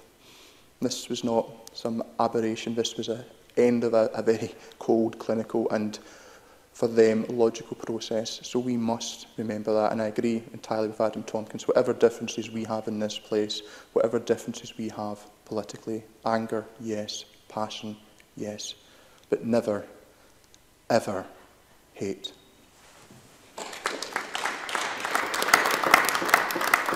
Now, Alex Rowley, followed by Gillian Martin. Presiding Officer, I would also thank Richard Lyle for bringing this motion forward today. I certainly learned from a very early age about what had happened to the Jews during the Second World War. I did so because my mum regularly talked about the Second World War and what happened. What she was never able to explain to me was how a group of human beings could murder on an industrial scale other human beings. And I don't think that's ever been explained. But when I was in Auschwitz last Easter, the guide, who was excellent and quite chilling, it was a chilling visit that I think remains in my memory every day. But I asked her, how could this happen? And it was something, I think, that Tom Arthur said earlier about how hate, anti-Semitism, racism, false news can start to spread and people start to believe it. And that's why it is right and proper that we always call out hate, racism, anti-Semitism wherever it exists, and that we call out fake news. The other point that guide made to me that day, and I think it is important, was she said to me that when Hitler came to power, he initially wanted to expel many of the Jews from Germany, and the problem that they ran into was that as refugees, other countries would not take them. And I'm reminded of that by a story of the MS St. Louis, which was a German ocean liner that set off in 1939 with more than 900 Jews on board. It tried to dock in Cuba. It then tried to dock in America. It then tried to dock in Canada. And none of those nations would allow those refugees to go into their country. And historians estimate that approximately a quarter of those people died in extermination camps once they had gone back into Europe. An important point about this debate and Holocaust Remembrance Day is surely that we learn from history. Not only could how such an awful, terrible thing happen for human beings to other human beings, but we learn from that. And that's why the theme of this year's Holocaust Memorial Day, Torn from Your Home. You know, there are 50 million people, it's estimated, displaced across the world. We see people fleeing violence, horrendous violence, and the threat of death from Syria, and yet they find it difficult for countries to take them in. So while we condemn the Holocaust, we need to remember that today, as Richard Lyle said, Cambodia, Rwanda, Bosnia, Darfur, but it's happening today across the world. And let's then not forget the countries that are so poverty-stricken that people that are starving to death are not able to flee, such as Yemen. So it's important that yes, we remember the horrors so that they can never happen again. But sadly, many of these things continue to happen. And it's important, therefore, that we address that. When I was in Krakow and did a tour of Krakow, the guide took me to the Jewish quarter, and Jewish people had been moved out in their tens of thousands into a ghetto. Most of them ended up in the extermination camps and died. But nobody was standing up for them. Why did that happen? So I think those lessons are there, but anyone that thinks that today we don't have these threats needs to think again.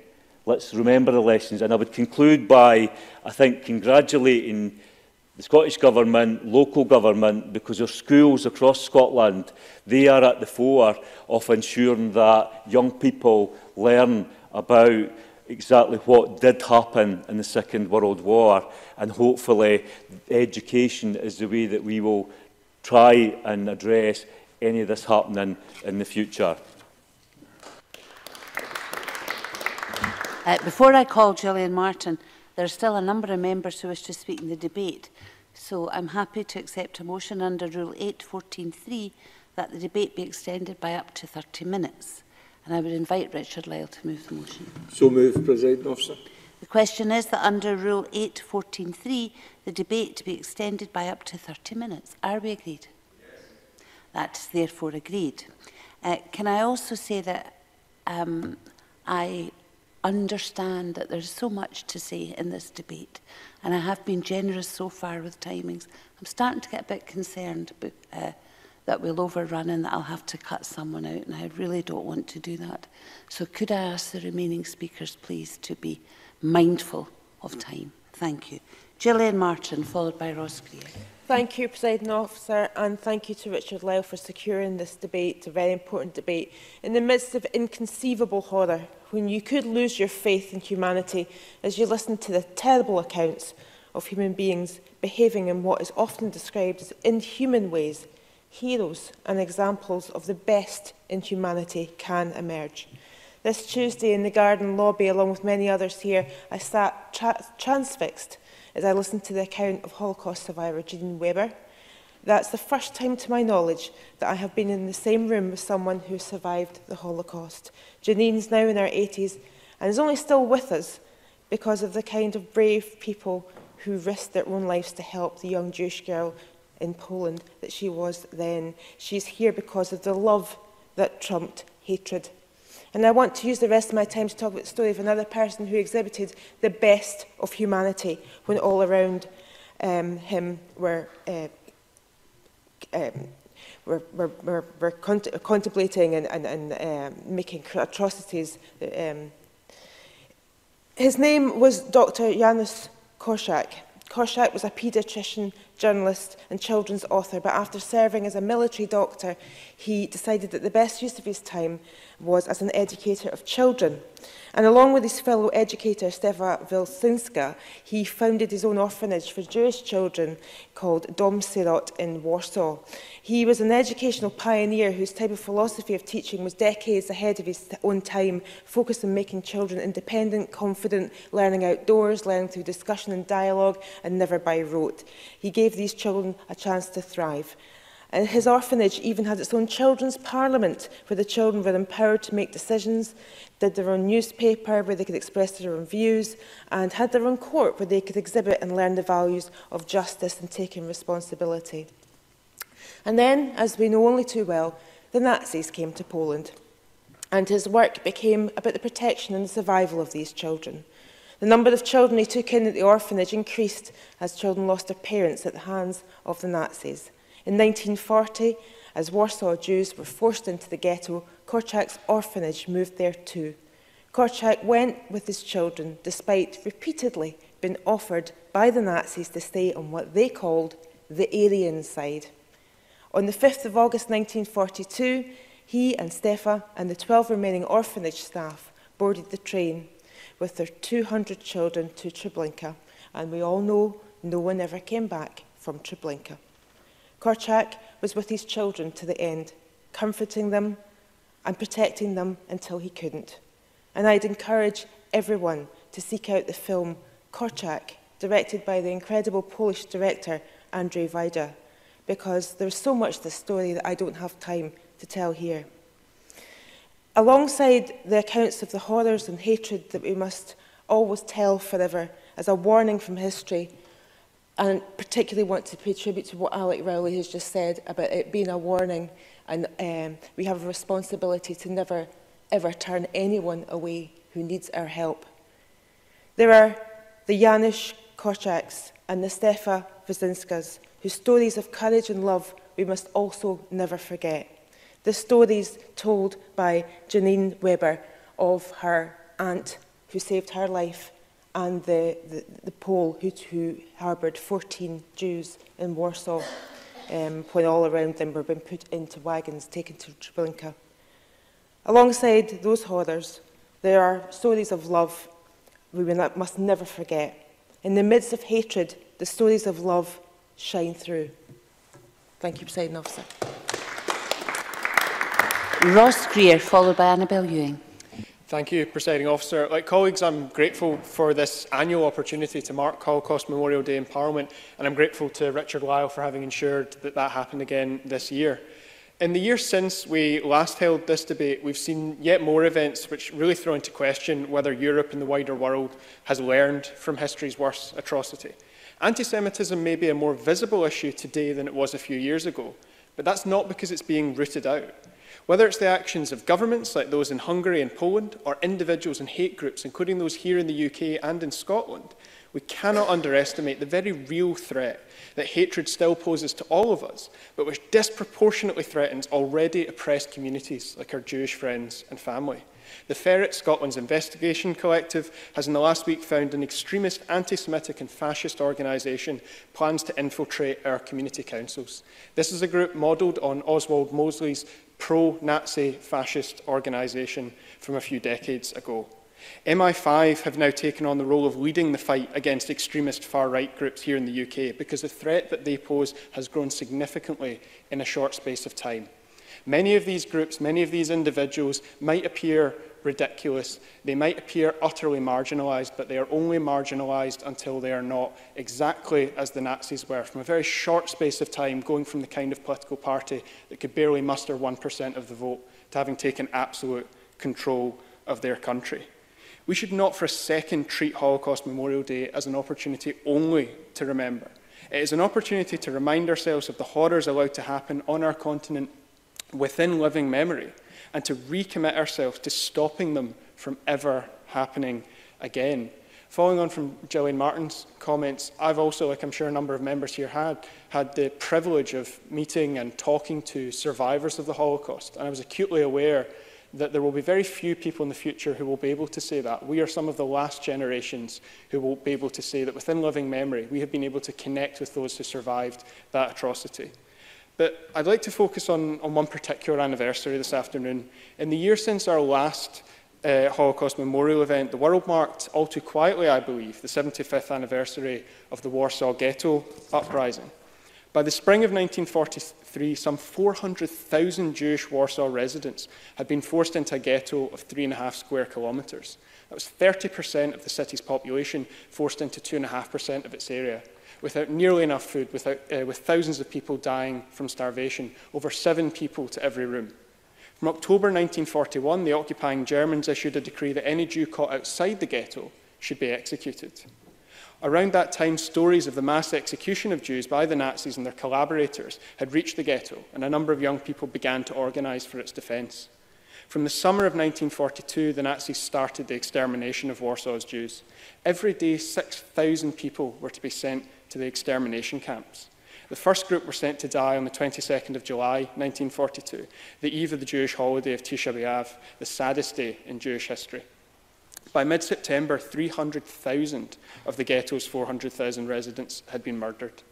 In that same month, the Jewish resistance did manage to secure a small amount of arms and explosives from the Polish Home Army, supplemented by their own homemade grenades. But like many Jewish resistance groups across the continent, they were not supported by other anti-Nazi resistance groups. To the eternal shame of most of Europe's resistance movements, their own anti-Semitism cost the lives of many Jews. In January of 1943, the Nazis resumed the liquidation of the ghetto and the resistance started. The first action was to attack German troops moving a group of Jews to the extermination camps. Most of the dozen fighters involved died, but many of those set to be murdered in Treblinka were able to escape. The commander of this operation and the overall leader of the uprising was 24-year-old Mordecai Anielewicz. Anielewicz's resistance leadership then began preparing for the inevitable all-out assault on the ghetto.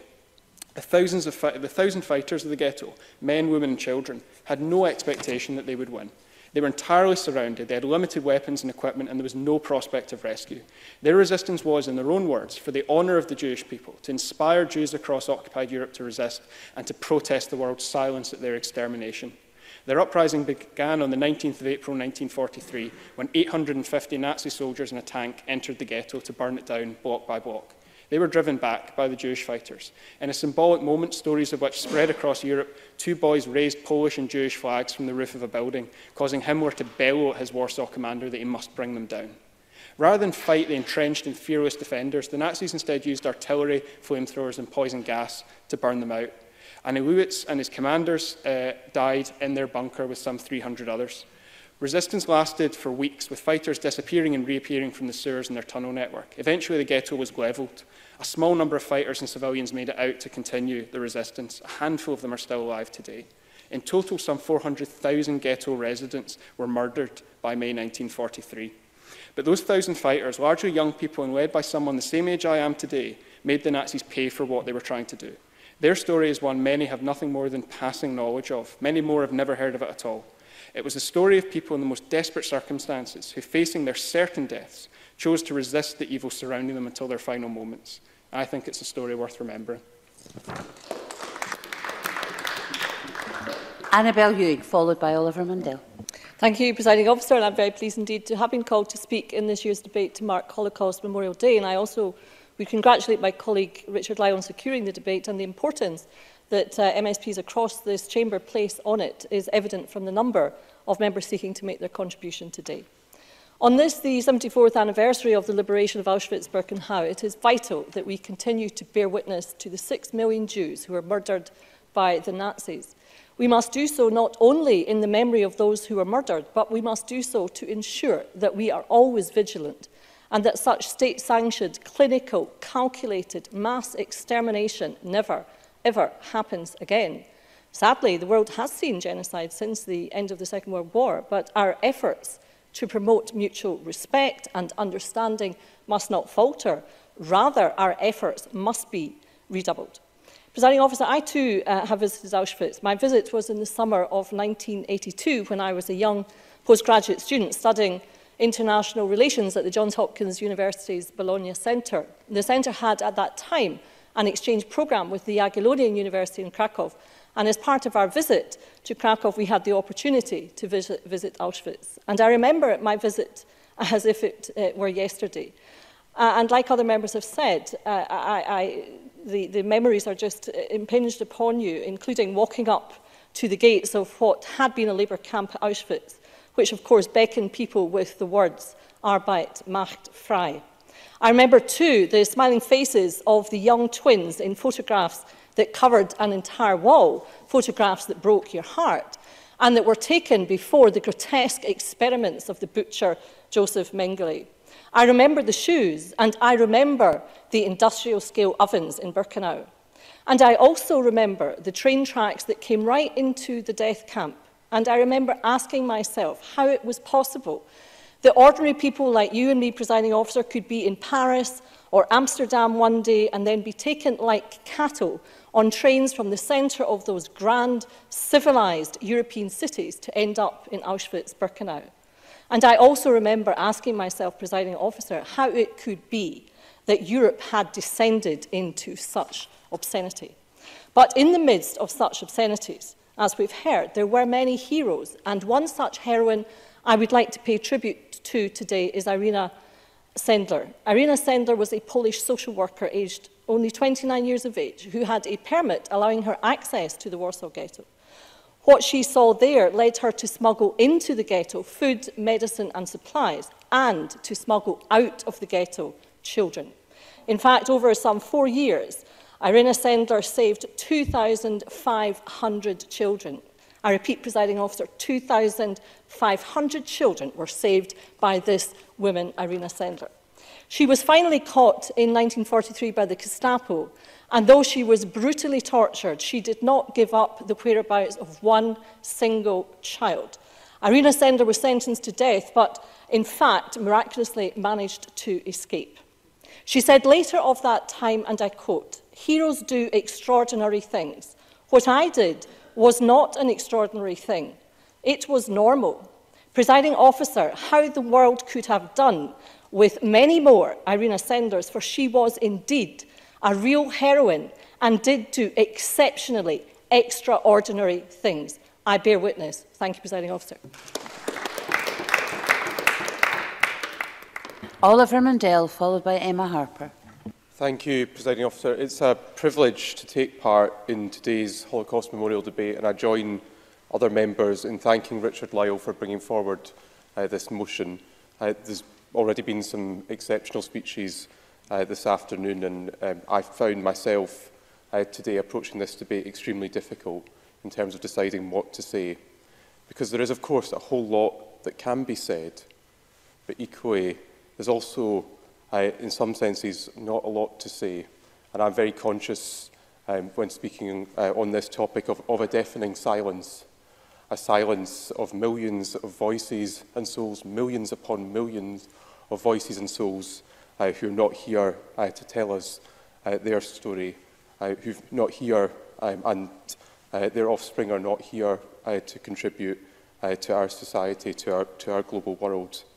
And I think in that context it's so hard to understand the hatred in the minds of others, but we never can forget the cost of division, discrimination, and ultimately the attempted annihilation of a whole people, their culture, their values, and of course, those individual lives. Most of all, it is a reminder that we cannot let our common humanity be challenged or divided, because it is indivisible, and despite living in a fractious world that all too often focuses on the narrowness of difference, we are all human beings of equal worth and value, and it is incumbent upon each and every one of us to do what we can to make the world a better place and to make room for others.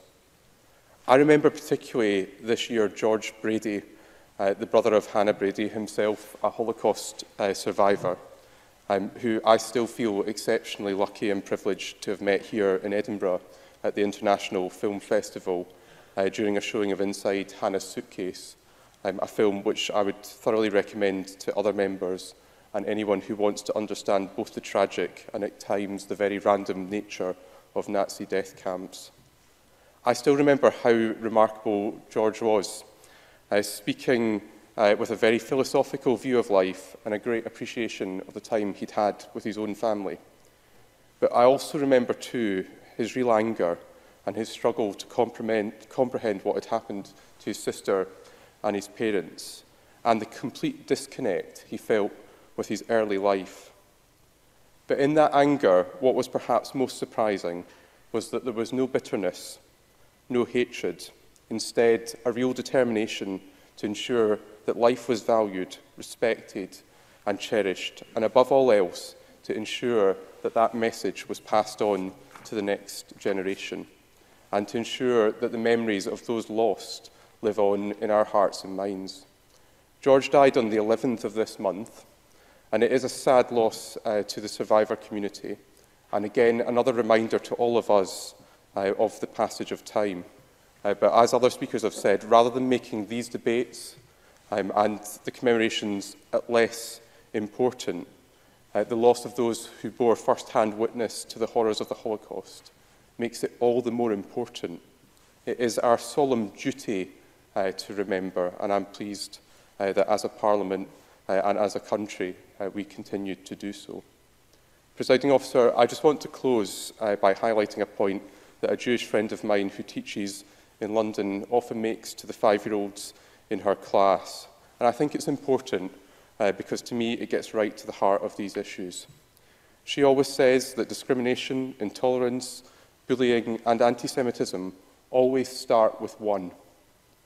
If we remember that fact and ensure that we are not the one who starts such behaviour and targets another, and importantly, we ensure we are not the one who stands by and allows such behaviour to go unchallenged, then we can each play our part in making sure that these terrible acts do not happen on our watch.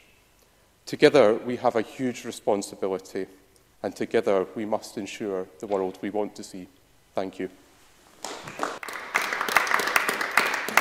Emma Harper, followed by Polly McNeill. Thank you, Presiding Officer. I'd like to thank Richard Lyle for bringing this important debate to Chamber and commend all of the powerful contributions that we've heard so far. January the 27th is Holocaust Memorial Day, and as the motion states, this provides us an important opportunity to reflect on the tragedy of the Holocaust and the atrocities committed. I think it's extremely important that young people have the opportunity to visit the sites of the concentration camps and to experience for themselves what for me was reflected only in history books at school. And I recognise the work of the Holocaust Educational Trust for the continued commitment to support the education of our young people. Last year, I heard directly from 2 students attending Maxwellton High School located in Lochside in Dumfries, and their profound memory-invoking experience when they visited Auschwitz-Birkenau. My own nephew is preparing for his school trip as well, and him and I will be having a wee discussion about what he thinks he will expect to see. And having these conversations with these young folks made me remember when I lived and worked in Los Angeles, I visited the Museum of Tolerance. It's a multimedia museum which is designed to examine racism and prejudice around the world with a specific focus on the history of the Holocaust.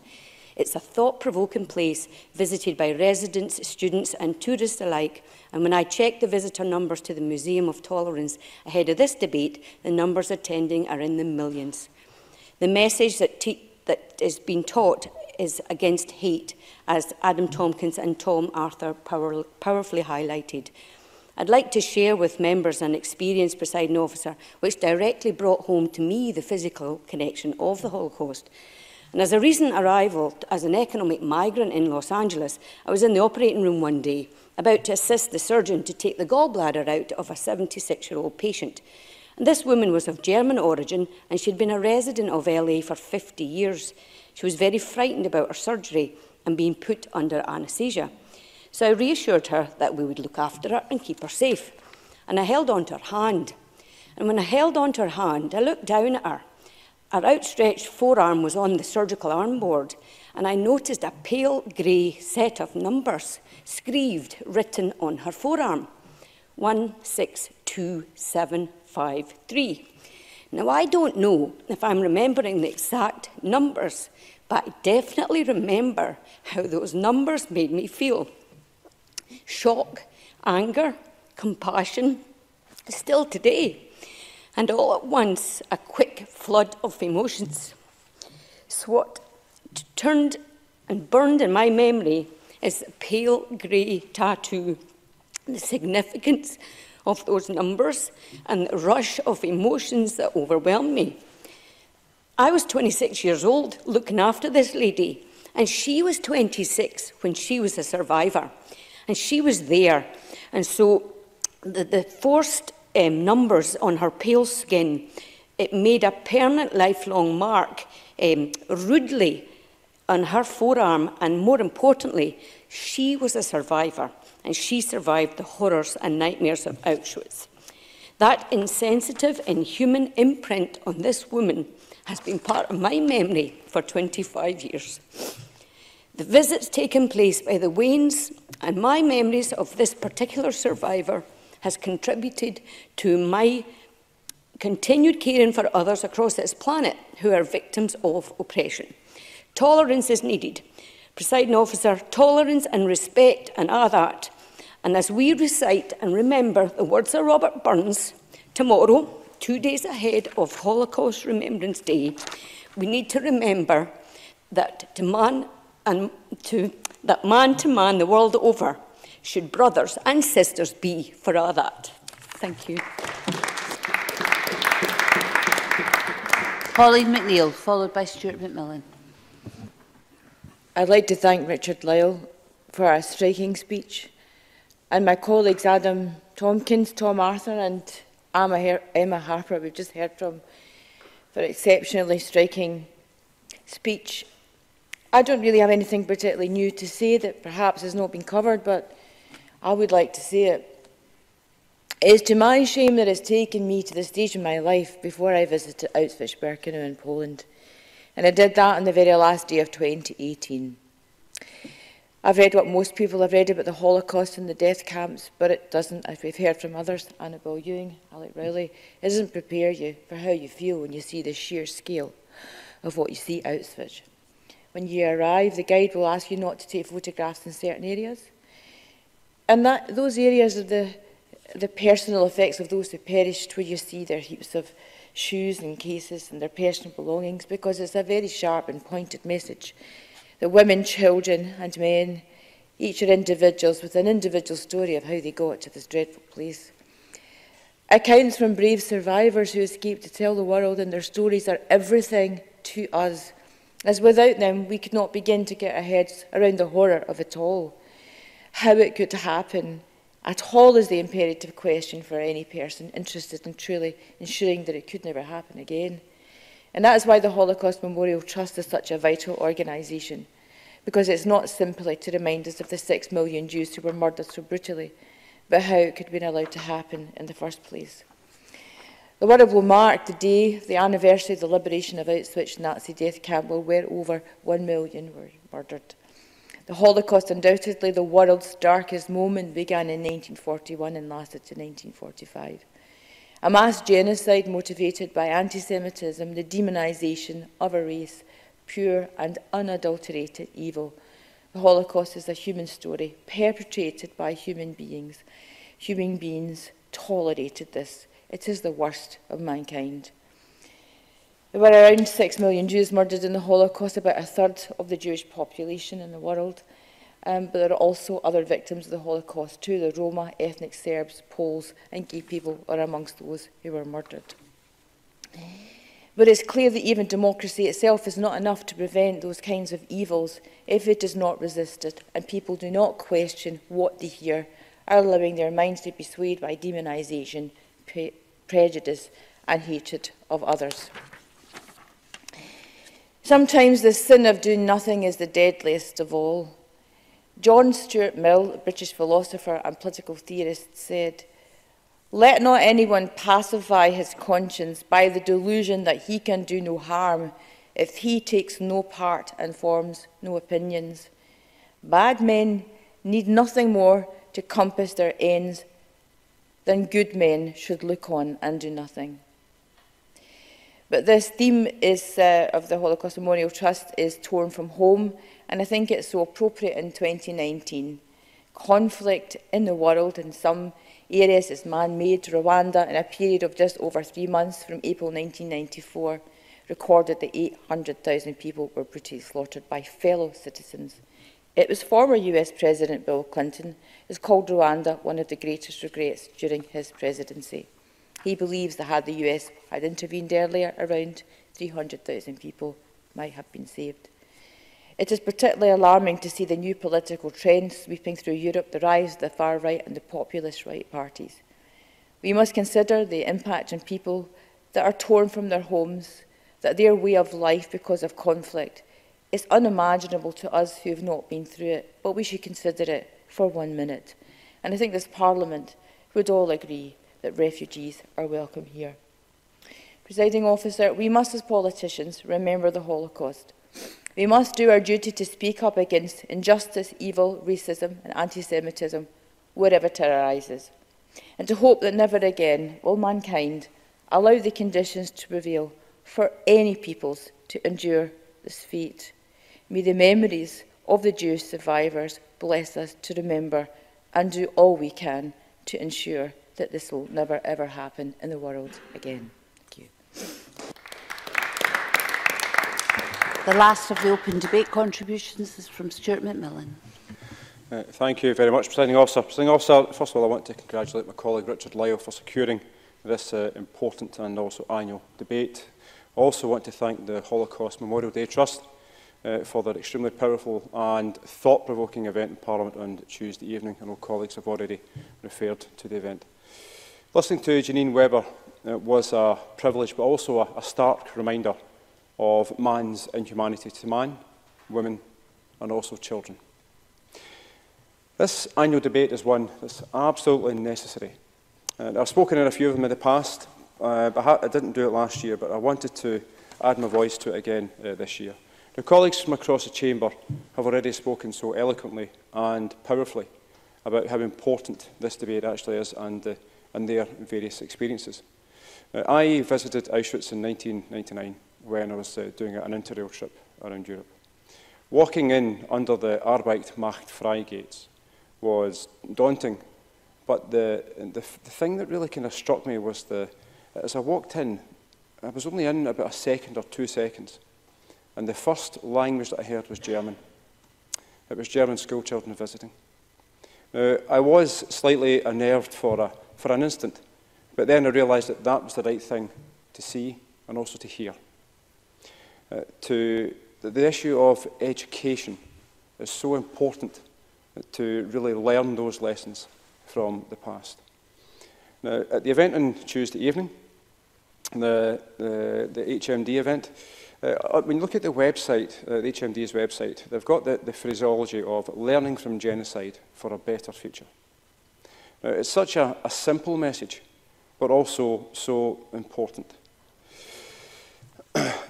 When I mentioned about the Janine Webber a few moments ago, and genuinely, Janine Webber was such an inspiration in terms of her love for life, but also her thanks to the people who helped her in the past.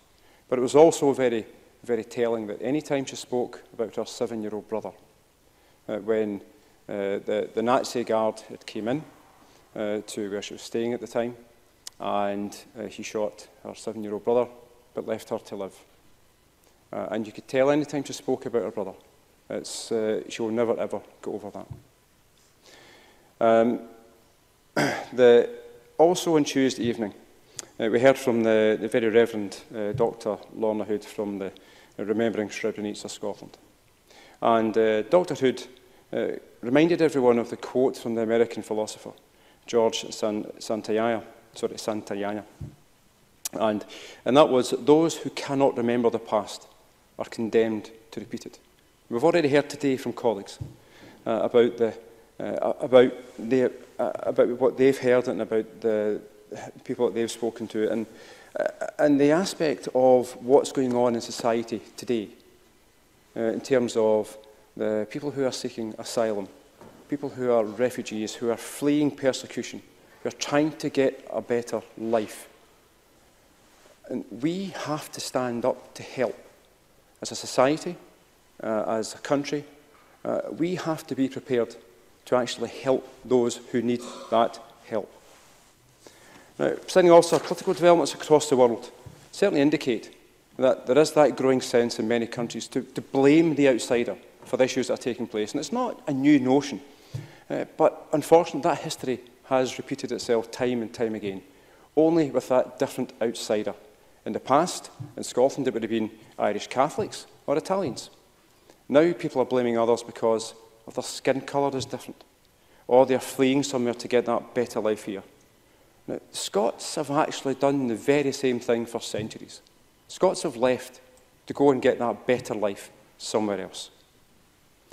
I will close, Presiding Officer, because I'm conscious of time. But I was privileged to listen to two of my constituents, Megan Quinn and Rhys Lambert, who delivered the time for reflection on the 12th of June last year. That was the date of Anne Frank's birthday. They were they are students at St Columbus High School in Gourock, and they were doing a project with the Anne Frank Trust. Now, working with that trust has actually shown their dedication, but also the dedication of the school to learn and also to teach others about the absolute misery and that man's inhumanity to man that the Holocaust actually delivered. Thank you. I now ask Aileen Campbell to respond to the debate. Well, just like everyone else, take as long as you would like, Cabinet Secretary. Thank you very much, Presiding Officer. And like others across the Chamber this afternoon, I want to thank Richard Lyle for tabling this motion, speaking so movingly about to the motion and for highlighting the significance of Holocaust Memorial Day. It has been, I think everyone would agree, a really powerful, moving and emotional debate, and I thank all who have contributed. And regardless of whether you don't think you had something different to offer, I think everybody's voices have added and contributed hugely and immensely to this debate. Now, International Holocaust Memorial Day provides a really important moment for us all to gather and to collectively reflect upon the terrible events of the Holocaust and the millions of people who were murdered. It's also an opportunity to remember the courage, the bravery shown by all those who fought for liberty, for freedom and justice, some who sadly paid with their lives.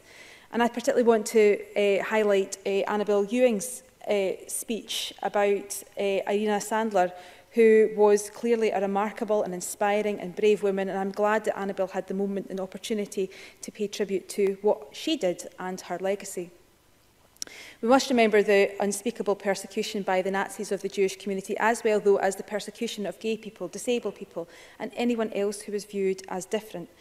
It's also estimated, as others have said, that as many as 1 million Gypsy and Roma people were also murdered by the Nazi regime.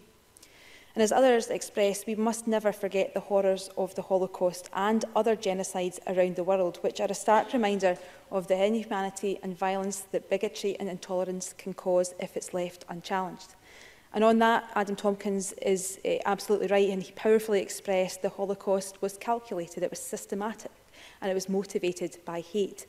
And again, Adam Tompkins, Richard Lyle, Tom Arthur and others were also correct when they said that there is no room here in politics for there is room here in politics for passion and for anger, but there must be never any room for hatred.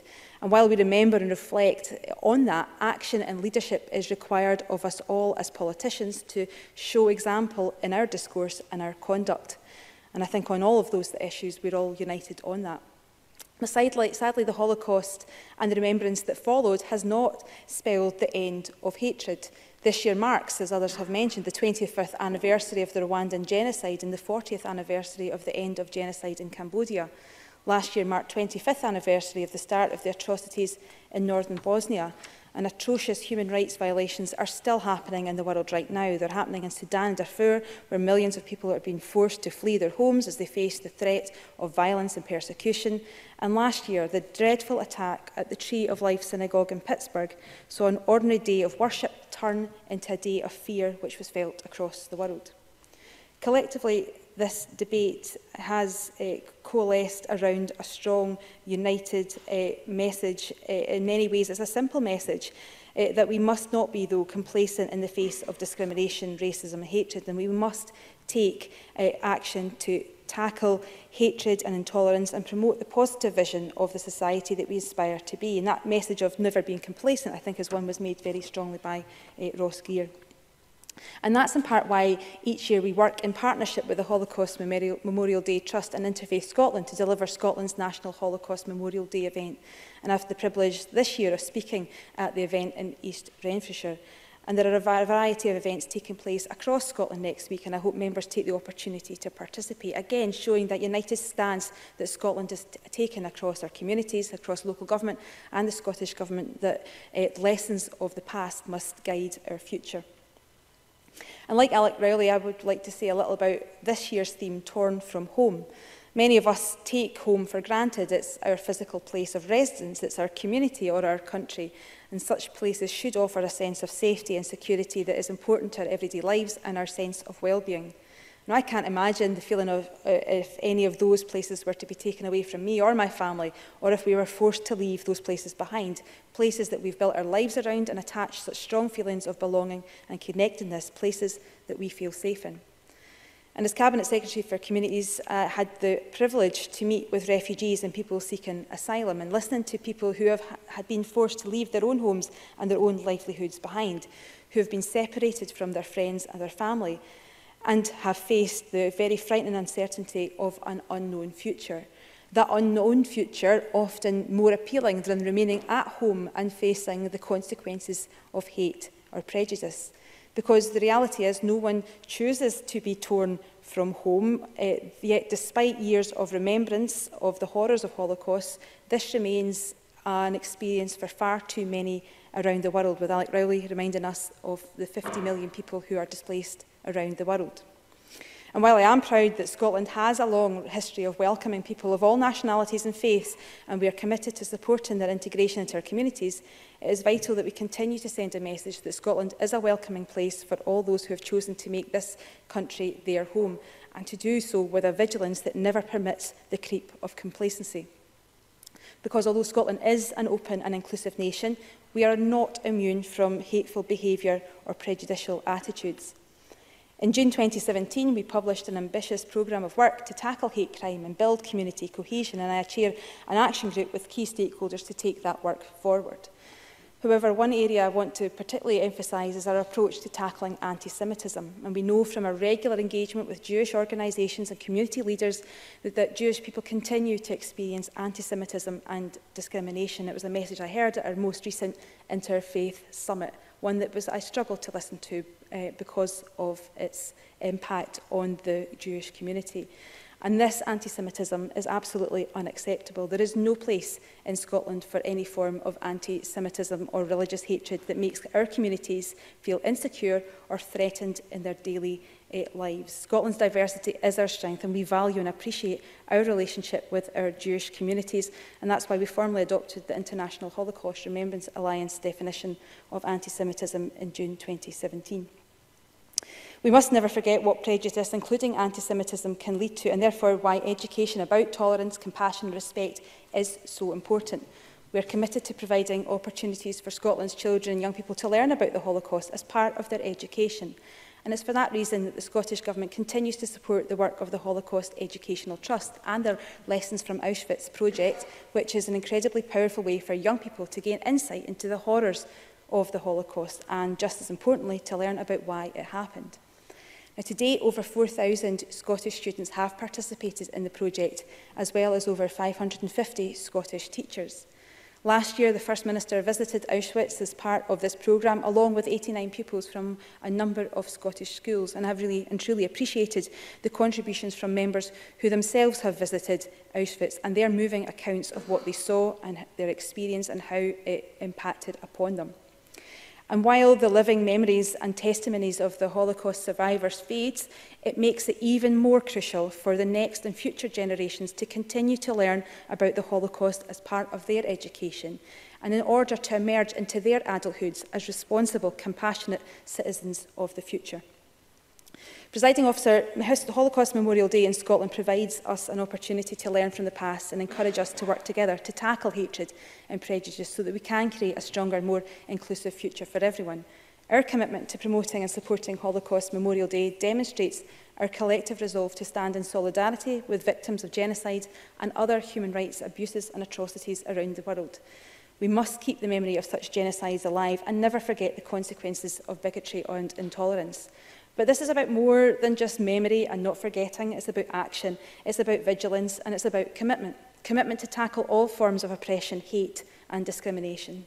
Vigilance to never let it go when we hear hate or witness prejudice or tolerate attempts to create an otherness of anyone who may be different. It's about acting to work collectively to create a Scotland and a world that is tolerant, kind, compassionate and celebrates that diversity. And another world, I believe, is possible, and another world is possible that is free from hatred if we strive to make it happen. But it will take more than reflection, and that's why I am proud that in this Parliament this afternoon, regardless of political party, on this we are absolutely united, because in many parliaments and many chambers around the world that is simply not the case. So we should seek to draw power from that, we should seek to draw pride from that, but we should also seek to use that and the messages that come from this Parliament, that united message that comes from each and every one of us as elected representatives, that we can use this to change, to make progress on tolerance, and to make sure that that happens not just in Scotland but furth of our shores. And that would be one way in which we can make sure that Holocaust memorial and memory doesn't just become something that we remember and reflect upon, but actually we strive to make and create a better future in the here and now and for the future generations ahead. So again, I pay tribute to Richard Lyle and to everybody, each and every member who took part in this debate today, for their moving, their powerful articulation of why this continues to be something that we should remember and commemorate in this Parliament. So thank you.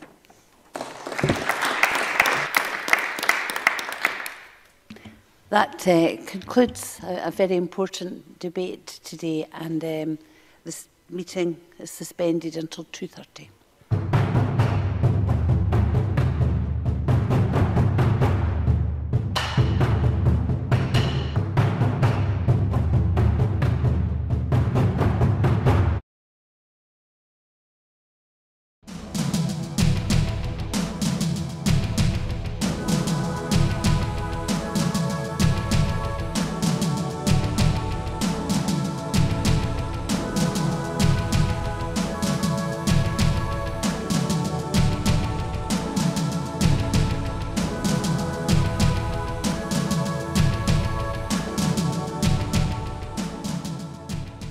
Well, it's lovely to be out on such a sunny evening in Edinburgh, but it's a shame that we have to be out tonight protesting against the two-child cap and the rate clause.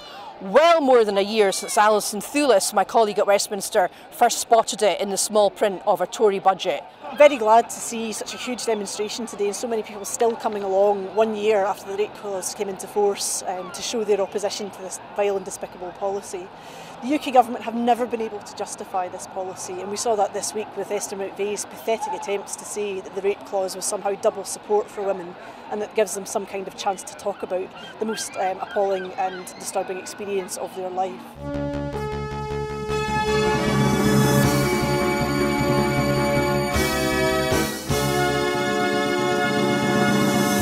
As you can see behind me, we're at the very beginning of the All Under One Banner rally. You can obviously hear the pipers behind me as events are about to kick off.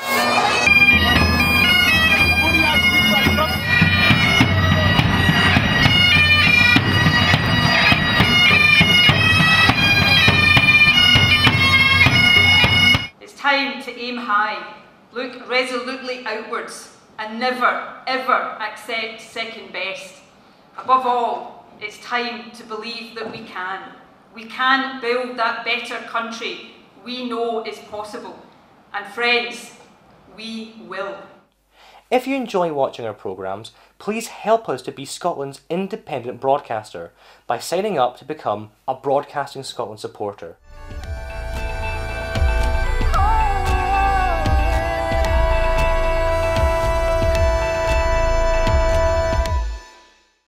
Wherever you stand, get the fresh view of what's happening in Scotland with iScot. Celebrate everything about our country with intelligent, in-depth insight from lifestyle, culture to puzzles, and all the opinions you'll need. Whether it's digital or by post, subscribe now to iScot.